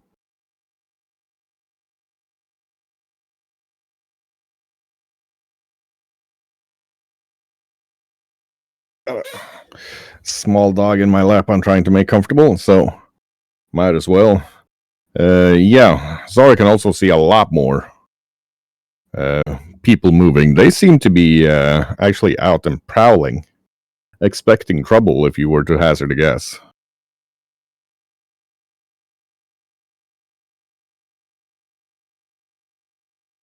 And give us a perception roll, actually.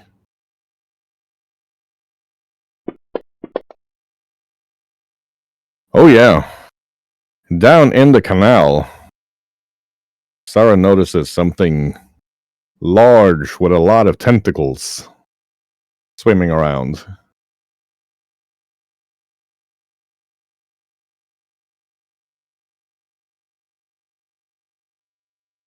They've got themselves a dominated giant octopus that's been hidden so far.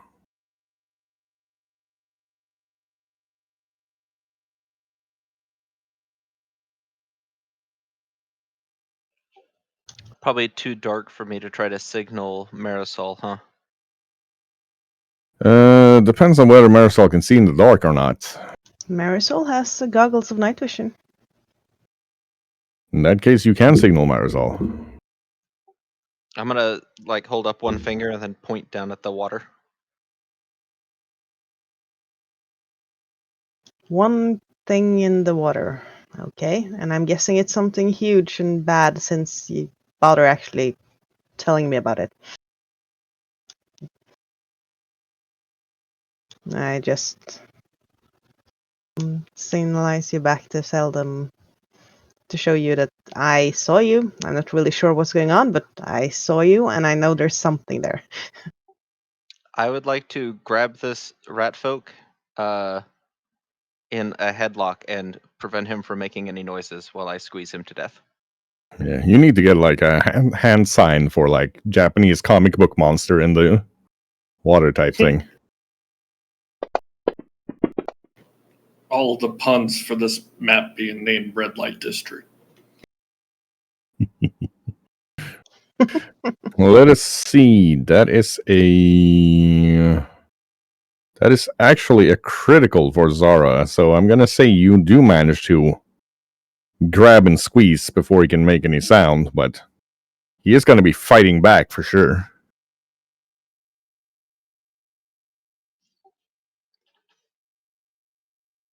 He's being a rat folk. He's slippery as balls, but you do get critical damage on your melee attack there. Oh, that was an athletics check to grapple him. Yeah.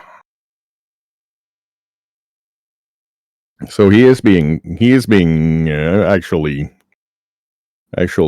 choked. He can't breathe, but he's obviously going to try to stab Sarah with some sort of sharp implement very, very shortly.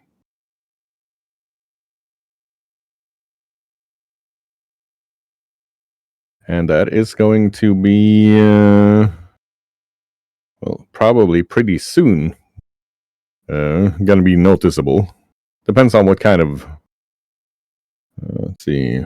This would have been a lot easier with Preacher, who is set up for that sort of thing. But Sarah is pretty strong, so we're gonna say a D4 plus 4 times 3 is the damage you do with your headlock.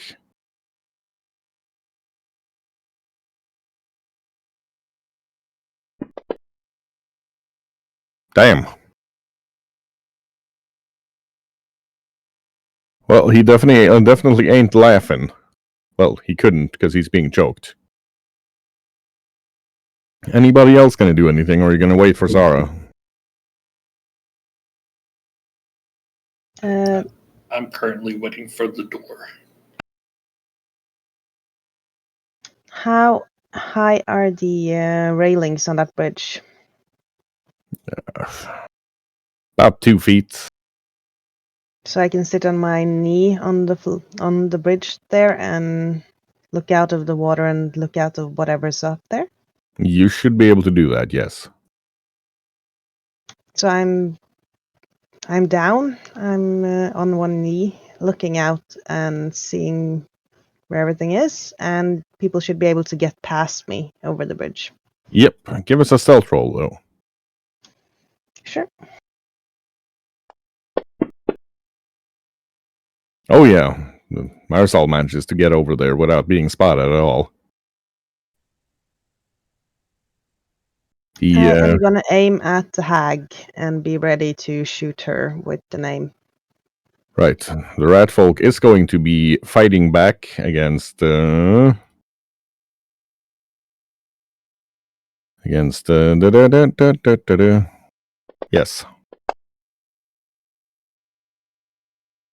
Son of a Sarah. Sorry, I got a blinding headache. So, but he actually flubs his acrobatics bad enough that Sarah gets an attack of opportunity.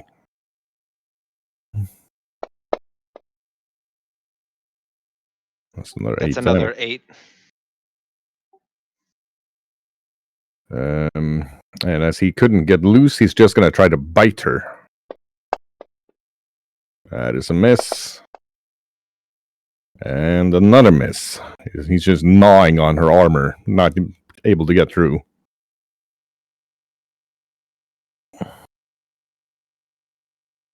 So unless anybody wants to do anything, I'm going to say it's Sarah's turn again. I'm gonna try to sneak over to where Marisol's at. Right, give us that sneaky sneak, sir.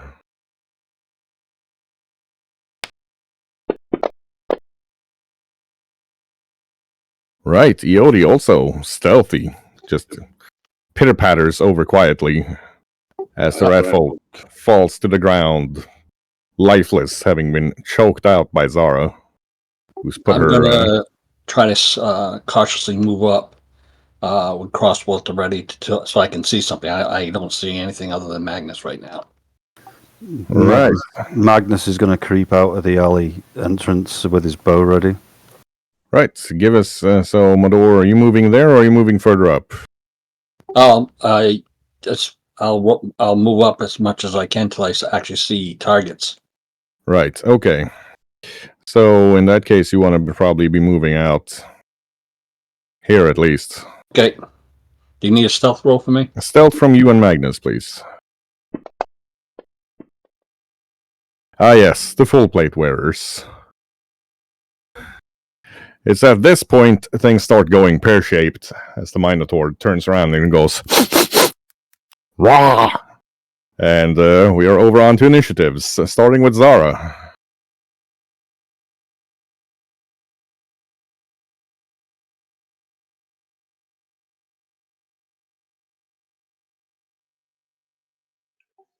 Okay.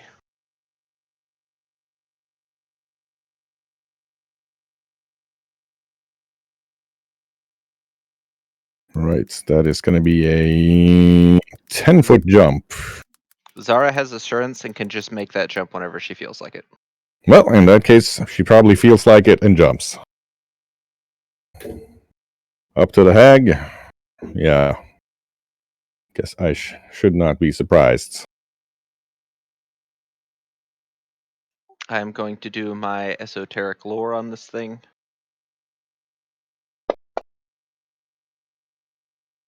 Yep, that is indeed a green hag, the least the least lesser of the lesser hags. She knows that green hags hate pure beauty and purity, so they kind of their whole deal is finding beautiful and pure people and then corrupting and luring them into places where they can murder them. Yeah, and they do tend to do most of their unholy work from stealth, using intrigue, poison, fabricated scandals, whatever, to get shit done, because they're not particularly powerful on their own. Not as hags go. I mean, they're still way more powerful than a regular human, but for a hag, they're not particularly strong. They are weak to cold iron. Fantastic at doing imitations of sounds and they've got a fair amount of spellcasting ability, especially when it comes to enfeebling people with their claws and breathing out poisonous vapors that make people weaker. Something they often use to be able to strangle young, healthy, especially women. But as said, not particularly great fighters, and that is a hit.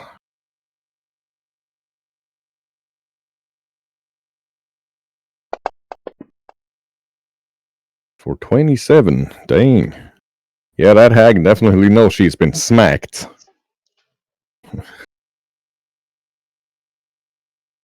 And that is Sarah's turn, I believe. That's my 3 actions, yep. That takes us to Estrella.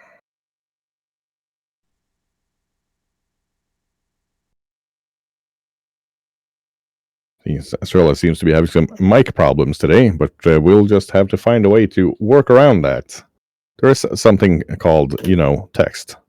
Yeah, so Estrella opens the door, she can peek out and see that Minotaur almost not as much as 15 feet away from outside of the door. I'll just move her here so that she can peek.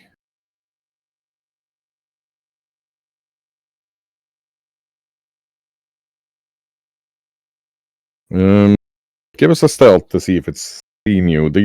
Actually, it doesn't need to see you. You're close enough that it's obviously smelled you.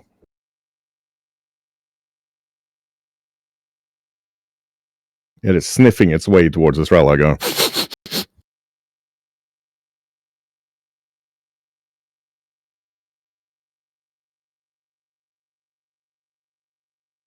And I'm assuming Estrella plans to do something about that situation. Without a mic, things take just a tad longer.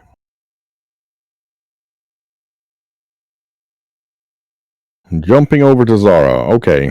So give us a DC 20 athletics or acrobatics. Dealer's choice.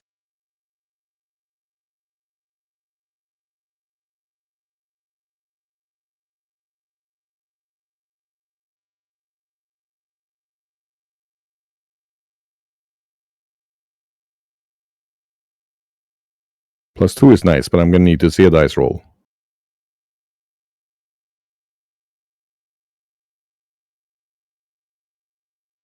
All right.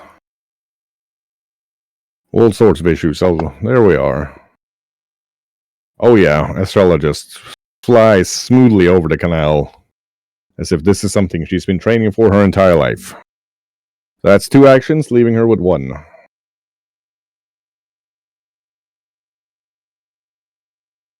Yeah, sometimes some of the players, or sometimes I have problems with Fancy Grounds. That is actually a hit.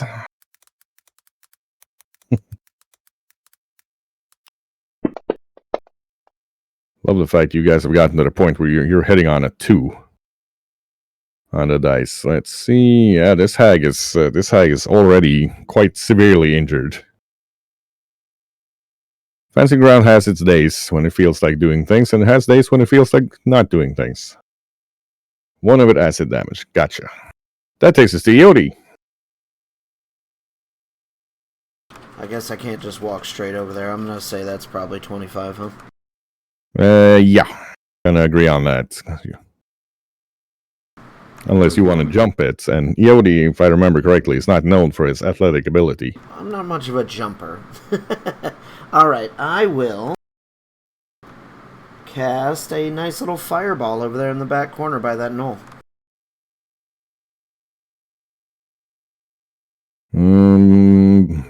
By the knoll on the other side of the canal, I'm assuming. Yeah, that guy over there. That guy. Yeah. Great. Or Feuerball, as it's known in German. Good thing is Shion can't talk now, so I can say all sorts of bullshit about what things actually are in German, and she can't contradict me. That'd be a DC 27 reflex save from everybody who gets hit by that. Gotcha. Doom. It's a 30-foot burst, so it does reach the other side of the canal. I doubt the octopus, but everybody else should. It's gonna hit the other knoll there. It's gonna hit the... Not the Minotaur, though.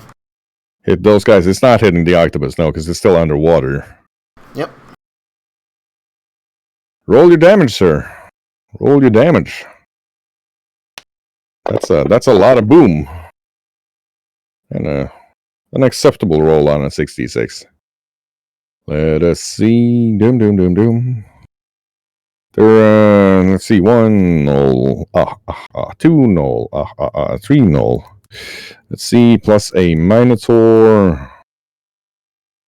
A green hag. And oh yeah, gonna need reflex saves from Sara and Estrella, I assume. Sure. From what I can see inside of the blast here.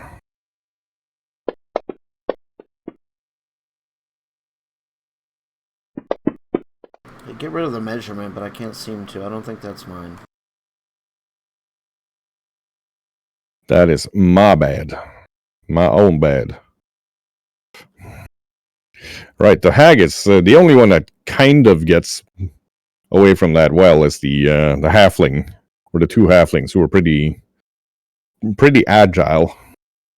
The others here, all of them take some of that fire straight to the face. Probably not loving it.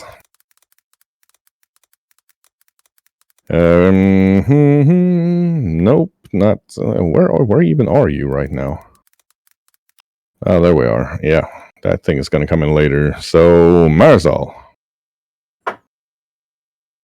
Yeah, so the hag is still standing.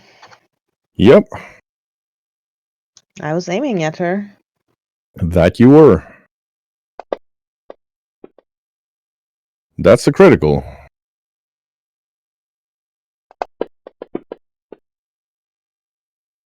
And with the Royal Slug Thrower, yeah, the hag, already severely injured, looks down and there's a cantaloupe-sized hole in her chest where her heart should be. And she falls over, dead as a doorknob. From the northeast, you can hear going, quiet now, my pet. We will soon have you some food. And walking up out of the alley with a creature on a leash. Not a freak on a leash, but a creature on a leash is a large hag, ogre-sized. Oh, Tall, those. gaunt, with long black claws. And in a leash, straining against the leash, trying to get down to you, is a basilisk. And I can't see it? Well, you should be able to see it on the battle map anyway. But No, I actually lost a lot of things on the battle map. huh, I can't see it on the battle map. strange. All I can see is the Minotaur and the Octopus from where I am. I should be able to see it all the way up, if I'm right. Really should. It is at the end of this line.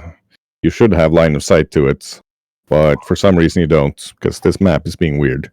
I can see the basilisk, but not the hag on the halflings on the other side of the canal. Well, you can see the basilisk, so that's the most important information for me. I mean, it's good you can see things. Yes. Edemir's turn. I still have a few more shots. Oh, my bad.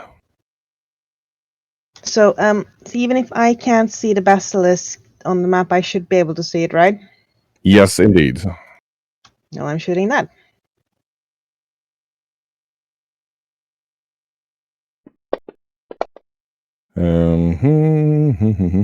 That is a miss.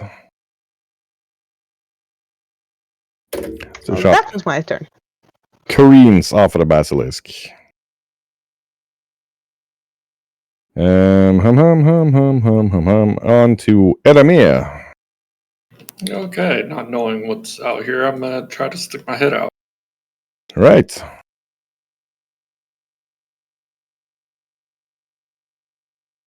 I'm assuming you're moving up so you can get a line of sight on things. Not all the way.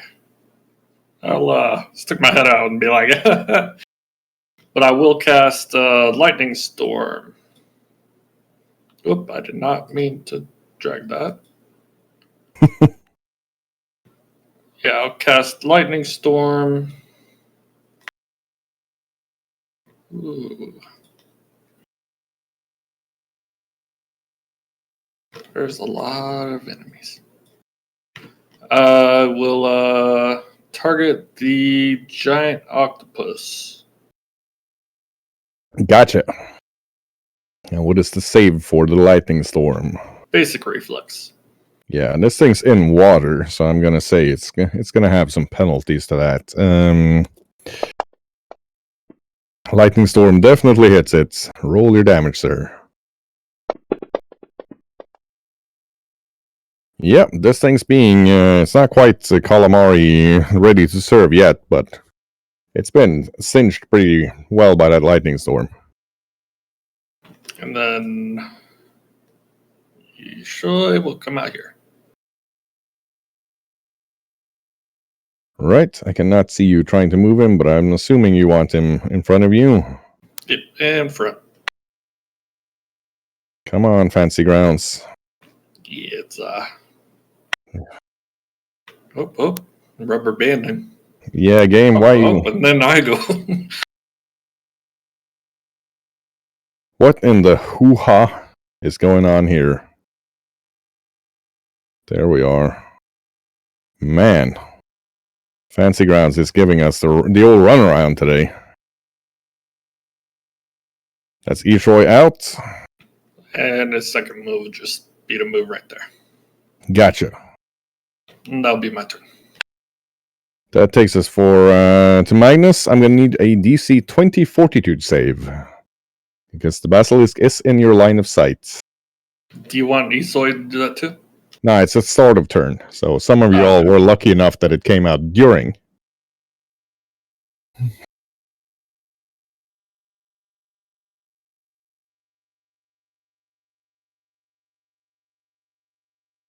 Right. So first a DC 20 Fortitude from Magnus. Yeah, hold on. I think Fancy Grounds is being a bit creative with us all right now. Yeah, Fantasy Grounds won't let me make a Fortitude save for the moment. Oh, wonderful. I'll make one for you then. Should be able to overrule it. And I am. That is a critical success. So Magnus is perfectly fine. He brought his reflective Ray-Bans. That Basilisk isn't bothering him none.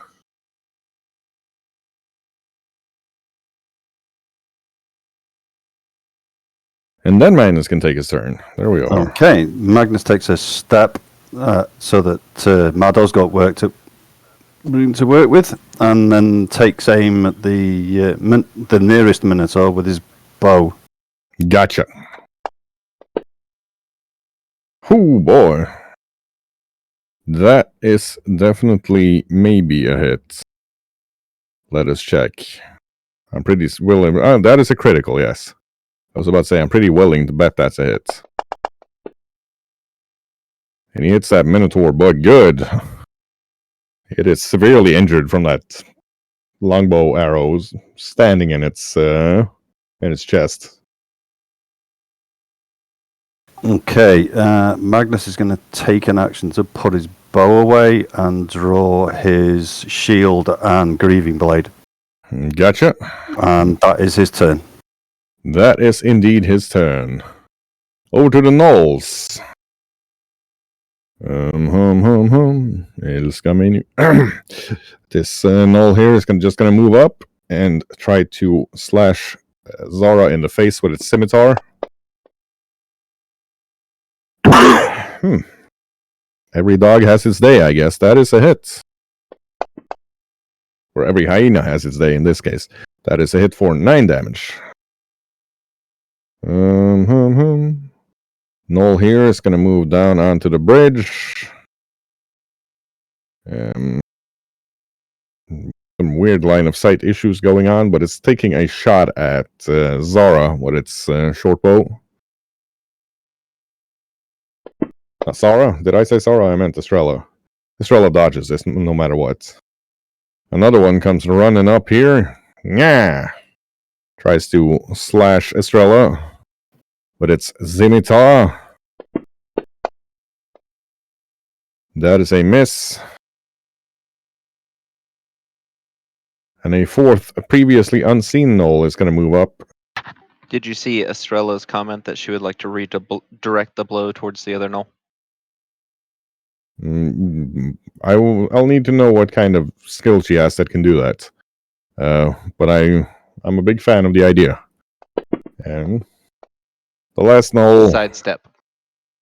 takes a shot at Zara and misses. Let's have a look at sidestep. You definitely step out of the way of an attack, letting the blow continue to the creature next to you. You redirect the attack of a creature of your choice that is adjacent to you and within reach of the triggering attack. The attacker shiny. rerolls the strike attack against the new target. Shiny and chrome. I was not aware that was a thing Estrella could do. I've never seen her do it before. Which is interesting. It actually does slash the adjacent null instead. Giving him a proper whack. For a fair amount of damage as well. And the other null is now severely injured. You hear another squeaky voice going, as another one of these rat folk comes sprinting up. He's you see him fiddling with some potions or alchemical thingamajiggers that he is quite obviously planning on yeeting in your direction. And then says this lady, who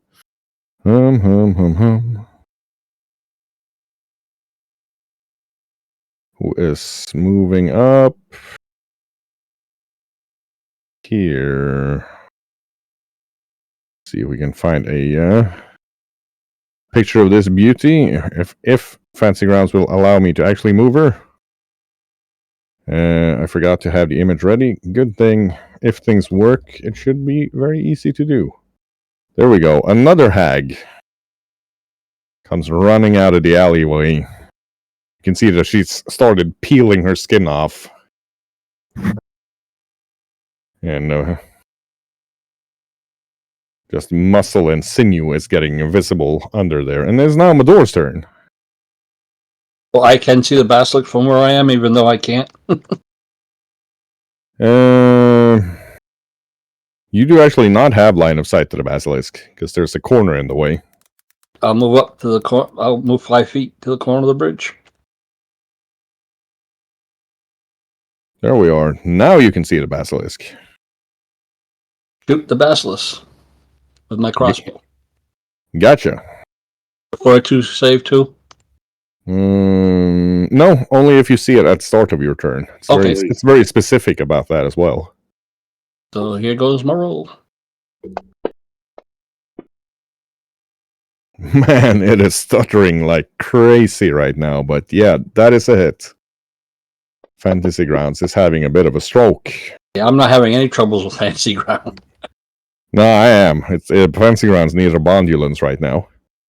Yeah, the crossbow bolt kind of skitters down the side of the basilisk. You can see a line of blood being drawn, but the scales are too hard for it to actually be severely wounded. Reload and fire one more time. Gotcha. That one actually skitters off the basilisk scales. Right. That's it. Another of the green hags comes waddling up and standing behind the black anise hag, sort of chanting, and you can see the anise seems more powerful. Seems like she's speeding up a bit. This scoundrel here, he's gonna try something. He's gonna try something sneaky. He's gonna try to acrobatics past Estrella and Zara, and he does manage to do it.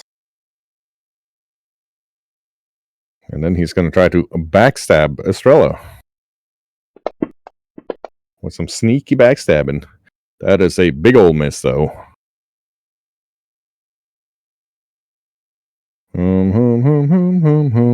This one is going to try the same thing with the lizard, whose name I can't remember currently. Isoi. Isoi yeets himself between the Minotaur's legs, but does not actually manage to get a flank off on Isoi. So he's just going to try to stab Edamir instead. And misses. This bro here, he's just gonna move up. Estrella is now flanked, so he is going to take a shot at her with his hand crossbow. And misses. Come on, game. There we are. And the last one here, he's gonna just be running up, placing himself behind the Mino there.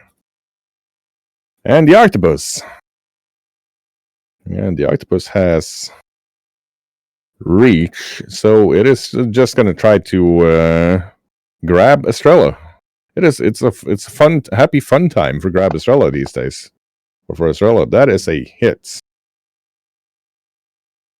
That is a crit, actually. I'm assuming Estrella wants to nimble dodge. No, she already used her sidestep, so she can't.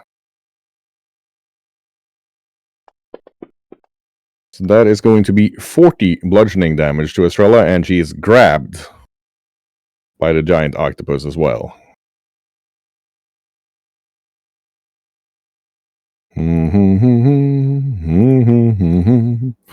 The Mino in front of Istar,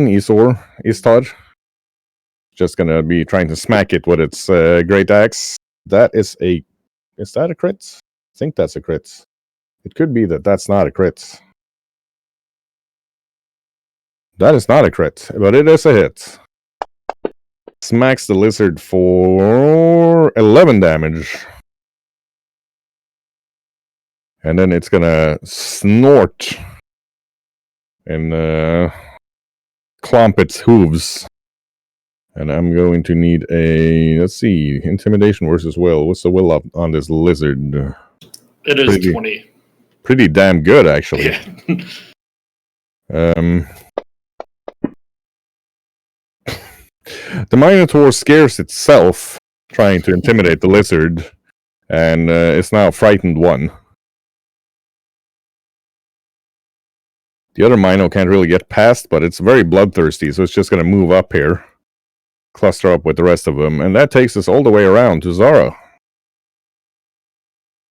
Excellent. Zara is going to touch her nose with a wand of blur. Love and that. blur herself, and then she's going to swing at the knoll in front of her that got hit by its buddy. Yeah. That seems like a good idea. 24. That's a hit. Yeah, she just smacks it to the ground, and a splinter of broken ribs and shattered sternum, and that knoll is dead. Don't know about the gnome.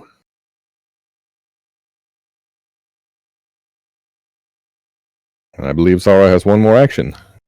No, it is 2 to cast blur. Ah, my bad. That takes us to Estrella. And from what I understand, Estrella is planning on blowing a horn of fog. So that is going to give a lot of obfuscation in this general area here. From a level 2 fog spell going up. So only people adjacent to the basilisk can actually see it from the start.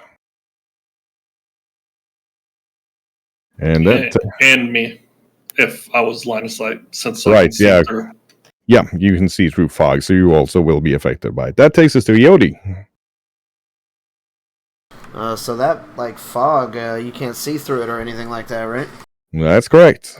Well, that changes my plans a little bit. I'm aware that those critters are in that area, so I don't think that's a big deal. I am going to quick cast Blazing Dive, where I fly 15 foot in the air, and then I can land anywhere within 60 feet. And when I land, it's a 10-foot burst that does 3d4 bludgeoning and 3d6 fire. To all creatures, it's a basic reflex save. So I would like to land right there. Right. So I'm going to say that's a DC 5 flat check to hit that square, since you are flying in blind. Perfect. There's a leathery bonk as, due to the fog, surprisingly summoned by Estrella, Yodi lands smack dab on top of the octopus.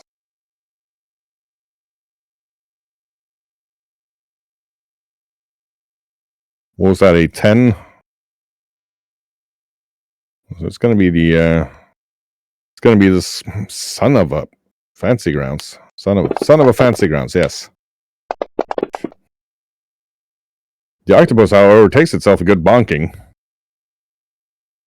Yodi now finds himself staring into a beak with a lot of tentacles around him. Yeah, that's not great.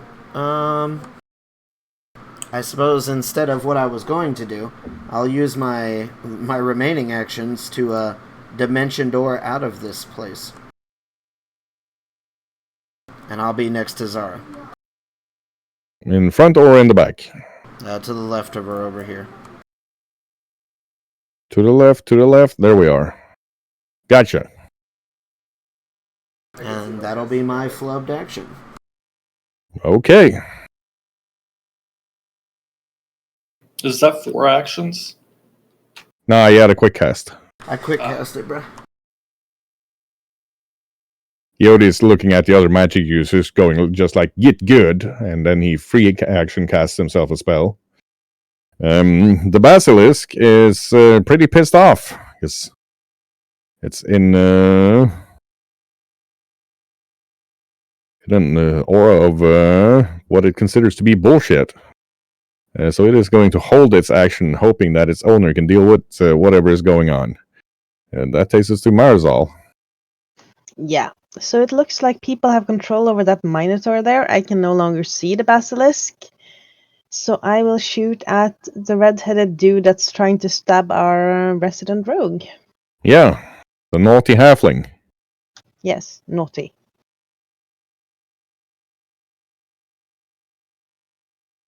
Taking a moment to aim. Yep. That's a critical.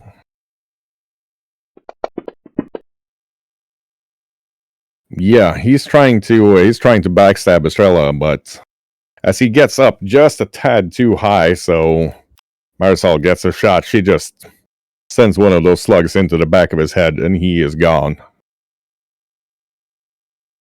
Estrella, however, is covered in a slightly expanding red mist. More pinkish, really. I'm sure she can deal with that. And then I'll start reloading. So I will be moving as well.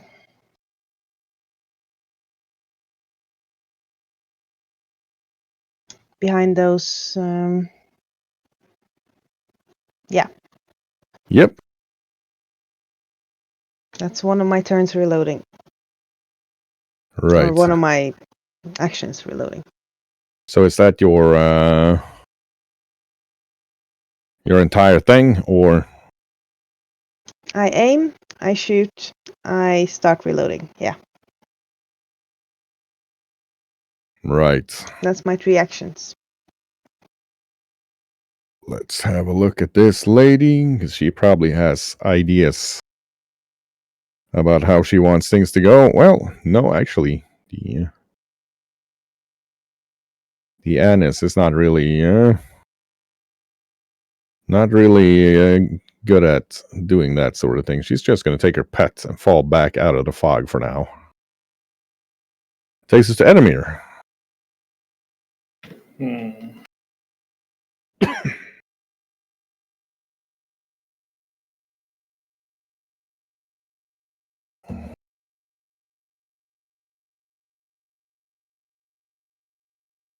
That changes it a little bit. I will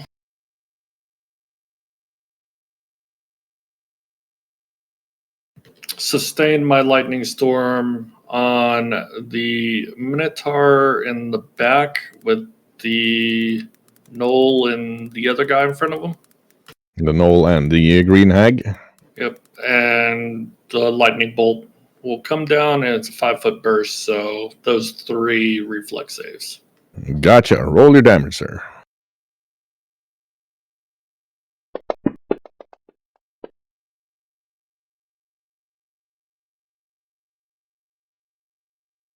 Obviously having good effect on most of them, except for the hag. You do remember that all hags of any type are slightly magic resistant, growing more magic resistance as they grow more powerful. And then I will.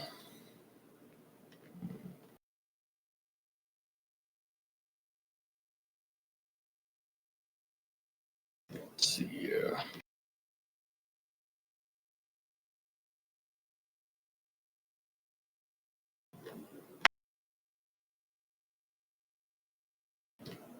Yeah, I'll use the support benefit of a soy.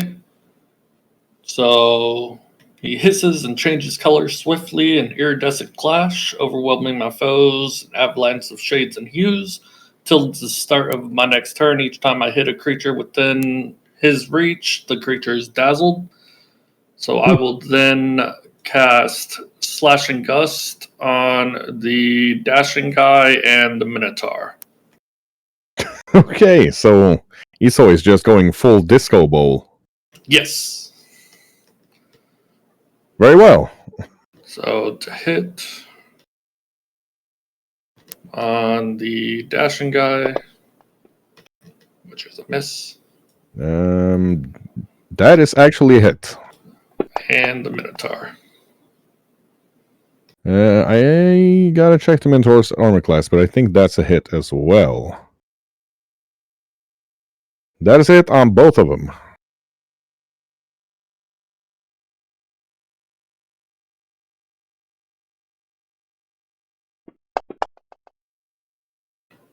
There's one, and the other. Right. And they are both dazzled one. Right. Yeah, due to the disco ball. And Isoy will then attack the Dashing guy. The charming scoundrel, as they're called. So, in the stat block for some reason. That is a hit. And is he flat-footed with dazzled? No. No, I do Is he not believe so. Everything is flanked with concealed me? against him. Yeah. He is not flanked by you, because Isoy can't draw a line through him to you. But Isoy bites him real hard anyway. And he will use his advanced maneuver to gulp blood. So he will gain 2d8 temp hit points. Right. And the foe takes 2d6 persistent bleed. Yeesh.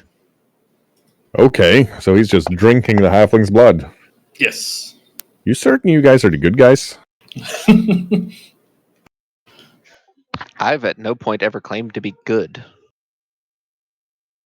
Anyway, is that your turn, Edamir? Yes. In that case, it's Magnus's turn. Okay.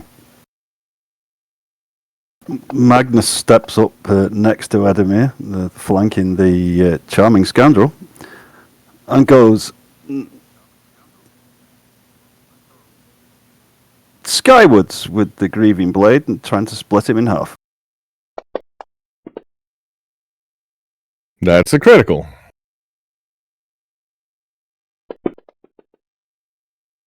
Yeah, Magnus comes in on the charming, the halfling pickup artists, gets him straight in the groin with the grieving blade, and actually just splits him in two.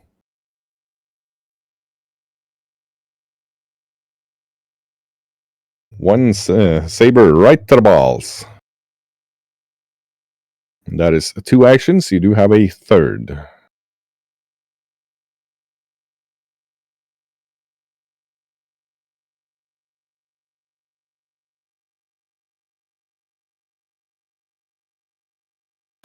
Hmm.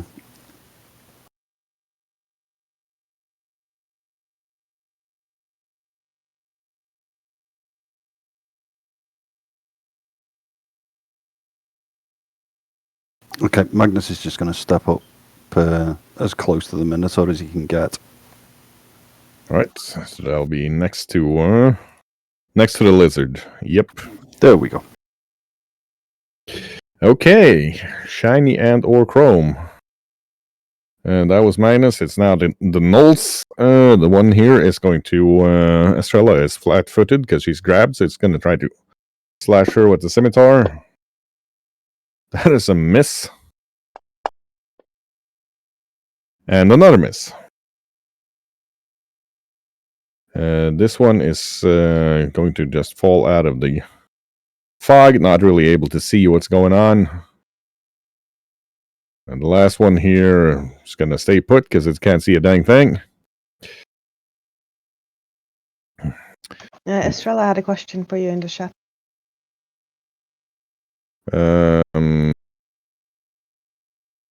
Potentially you can, but you can't redirect him to attack himself.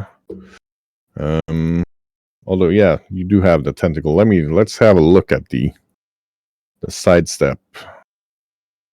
Reaction fails. Says nothing about not being able to be grabbed, so yes, she can redirect that attack towards the octopus. And that is a miss. See, the rat folk's also just gonna fall back out of the fog. He can't really see what's going on. And this lady, some of these can ignore fog, but I don't think she can. So again, just gonna fall back out of fog and wait. That takes us to Mador. Alrighty. I'm gonna move up to behind the lizard Yep. and swing on the Minotaur. Clonk, clonk, clonk.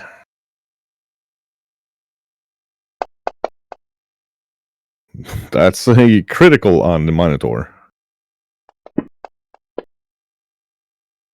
Yeah, Mador comes up and just takes that Minotaur's head straight off in one powerful swing. That is a doornail. And I take it I can't see anybody else right now. Nope. Well, the halfling in front there is just at the edge of the cloud, so you can see he's got concealment, but you know he's there. Yeah, but I still won't be able to move up and swing because I already did my move and swing. So I'll just stand ready. Gotcha. For a possible attack of opportunity. That's it for me. Right. So this guy is going to be coming in to stab Magnus, and you get your ready attack. So Mador gets to swing on the charming scoundrel there. That is a hit. 11. Okay. Oh, no, wait. That's the opposite of what you should be doing, Shago. Ah, Octopus Bro. He, of course, has plans. First of all, he's gonna see. That is a very high roll. So he pulls Estrella over to him into the mist. Did he succeed in a DC 5 flat check since Estrella was concealed? Estrella was not She's concealed because he was already grabbed. Oh, okay, my bad. And then he gonna bite her, which he does. So that is 24 piercing damage, and I'm gonna need a DC 26 Fortitude from Estrella.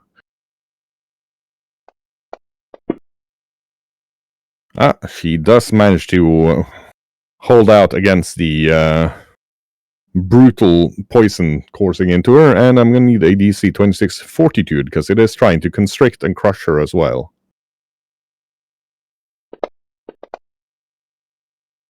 She does manage to avoid being crushed. That Minotaur can't see a damn thing, and it is now Zara's turn.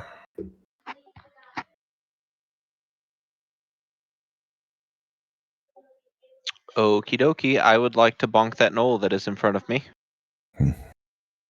You can try to do the bonkification.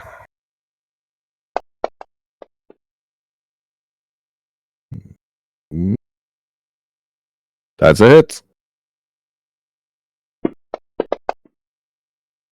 19. Let's see. It's staggered, but still alive. I will swing again. That's it. That knoll is down. Sara just smashes its head open. The knoll is dead. And that, well, Estrella, Sara still has one action.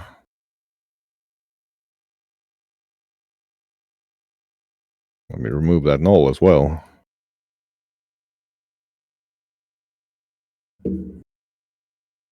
Zara's going to use her last action to put, cast shield to give herself AC. Gotcha. Estrella, that'll be acrobatics for your escape artist. That is just enough. She does manage to break the hold of the giant octopus and falls into the river instead. Splashy splashy. And she still has 2 actions. Right, I'm gonna need a DC 15 athletics check to climb up there, because it's full of green, slippery gunk on the side of these whatchamacallits. The stone thingamajigs that hold the river in. Canal. Canal, thank you. The stone thingamajigs that hold the canal in. So, but Estrella does manage to get up. And she can pet the fox. I don't know if the fox has the effect going. Yes, I do. Right.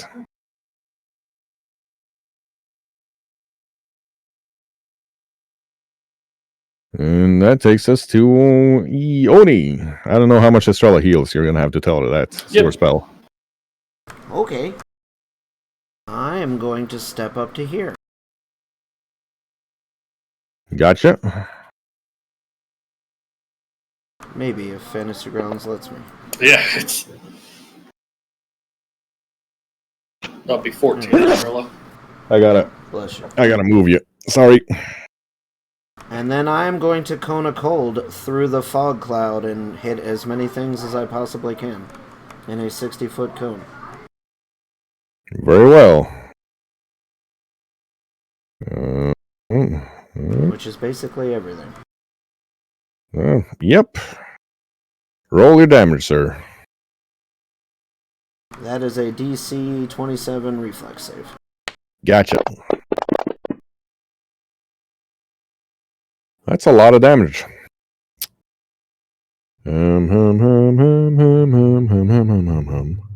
That is one. Eody can't see it, but it would have been very enjoyable for him to see so many of the enemy just turn into ice and shatter. It's a target-rich environment. Eody is satisfied either way. I would assume as much, yes. And this thing, yeah, the octopus is now starting to get real low, having taken that cone of cold to the face. It is Marisol's turn. Yeah, so I can no longer see anything from my side of the river here. Nope. So I'm gonna jump up next to Sarah. Right. So that's going to be a DC 15 athletics.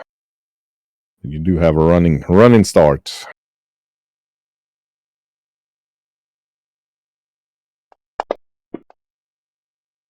Oh yeah.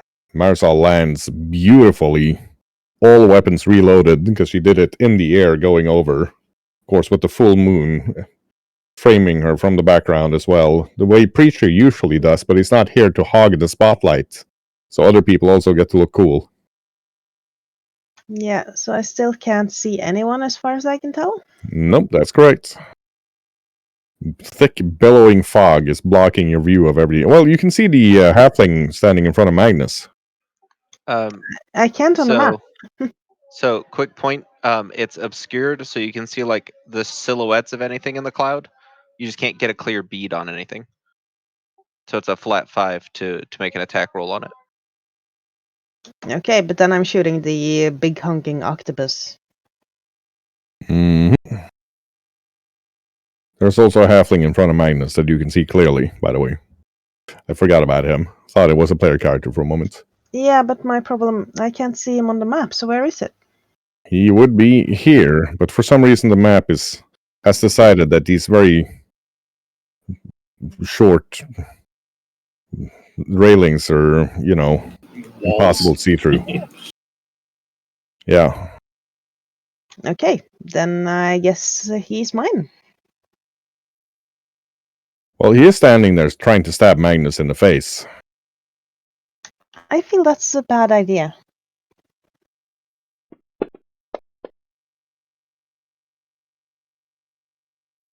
That's it. All right then. Which means whatever's inside the temple. These guys aren't particularly well armored. Yeah, he takes it. He ain't dead, but he ain't laughing. Then I'll shoot him again. That's also it. My dice are really doing work. Very impressive today. Yeah, he's super injured. Not dead, but super injured. And then I flash a greeting to Magnus as I get ready for the next turn. That was my... Right. Off to Edamir. I will sustain my spell and hit the octopus with the lightning. So basic reflex. Gotcha.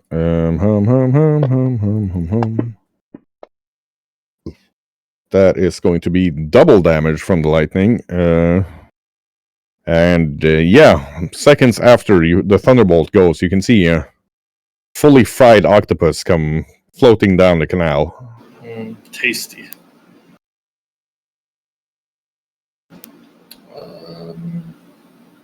Soy will attack. Well, actually,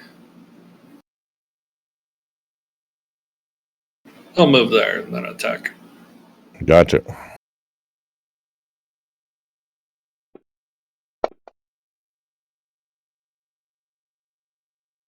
That's it. And he's flat-footed, so Oof. precision damage. Yeah, Isoi just comes up with like one claw on each shoulder of this halfling, pulls his head back, goes blah, bites into his neck and just drains him of blood. And the halfling is stone dead. Ew. Tasty.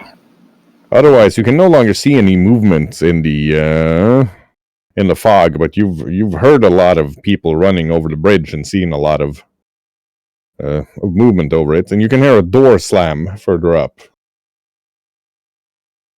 I will move forward. If Fancy Grounds lets us, yes. It's trying.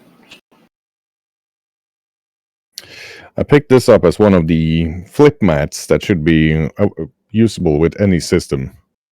It's nicely made, but it's definitely not worth the $10 because the line of sight here is terrible. And that'll be all of my moves. Right. Well, it is now. We can now drop out of initiative because there are no enemies left on the map.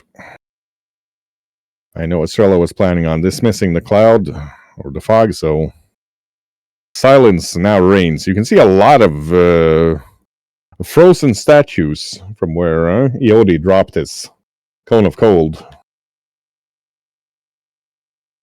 I'm going to push them over and see if they shatter. They do. Nice. And you can see I'm that. gonna find which door they went in. Yeah, you can see the doors to the old temple are now closed and probably barred.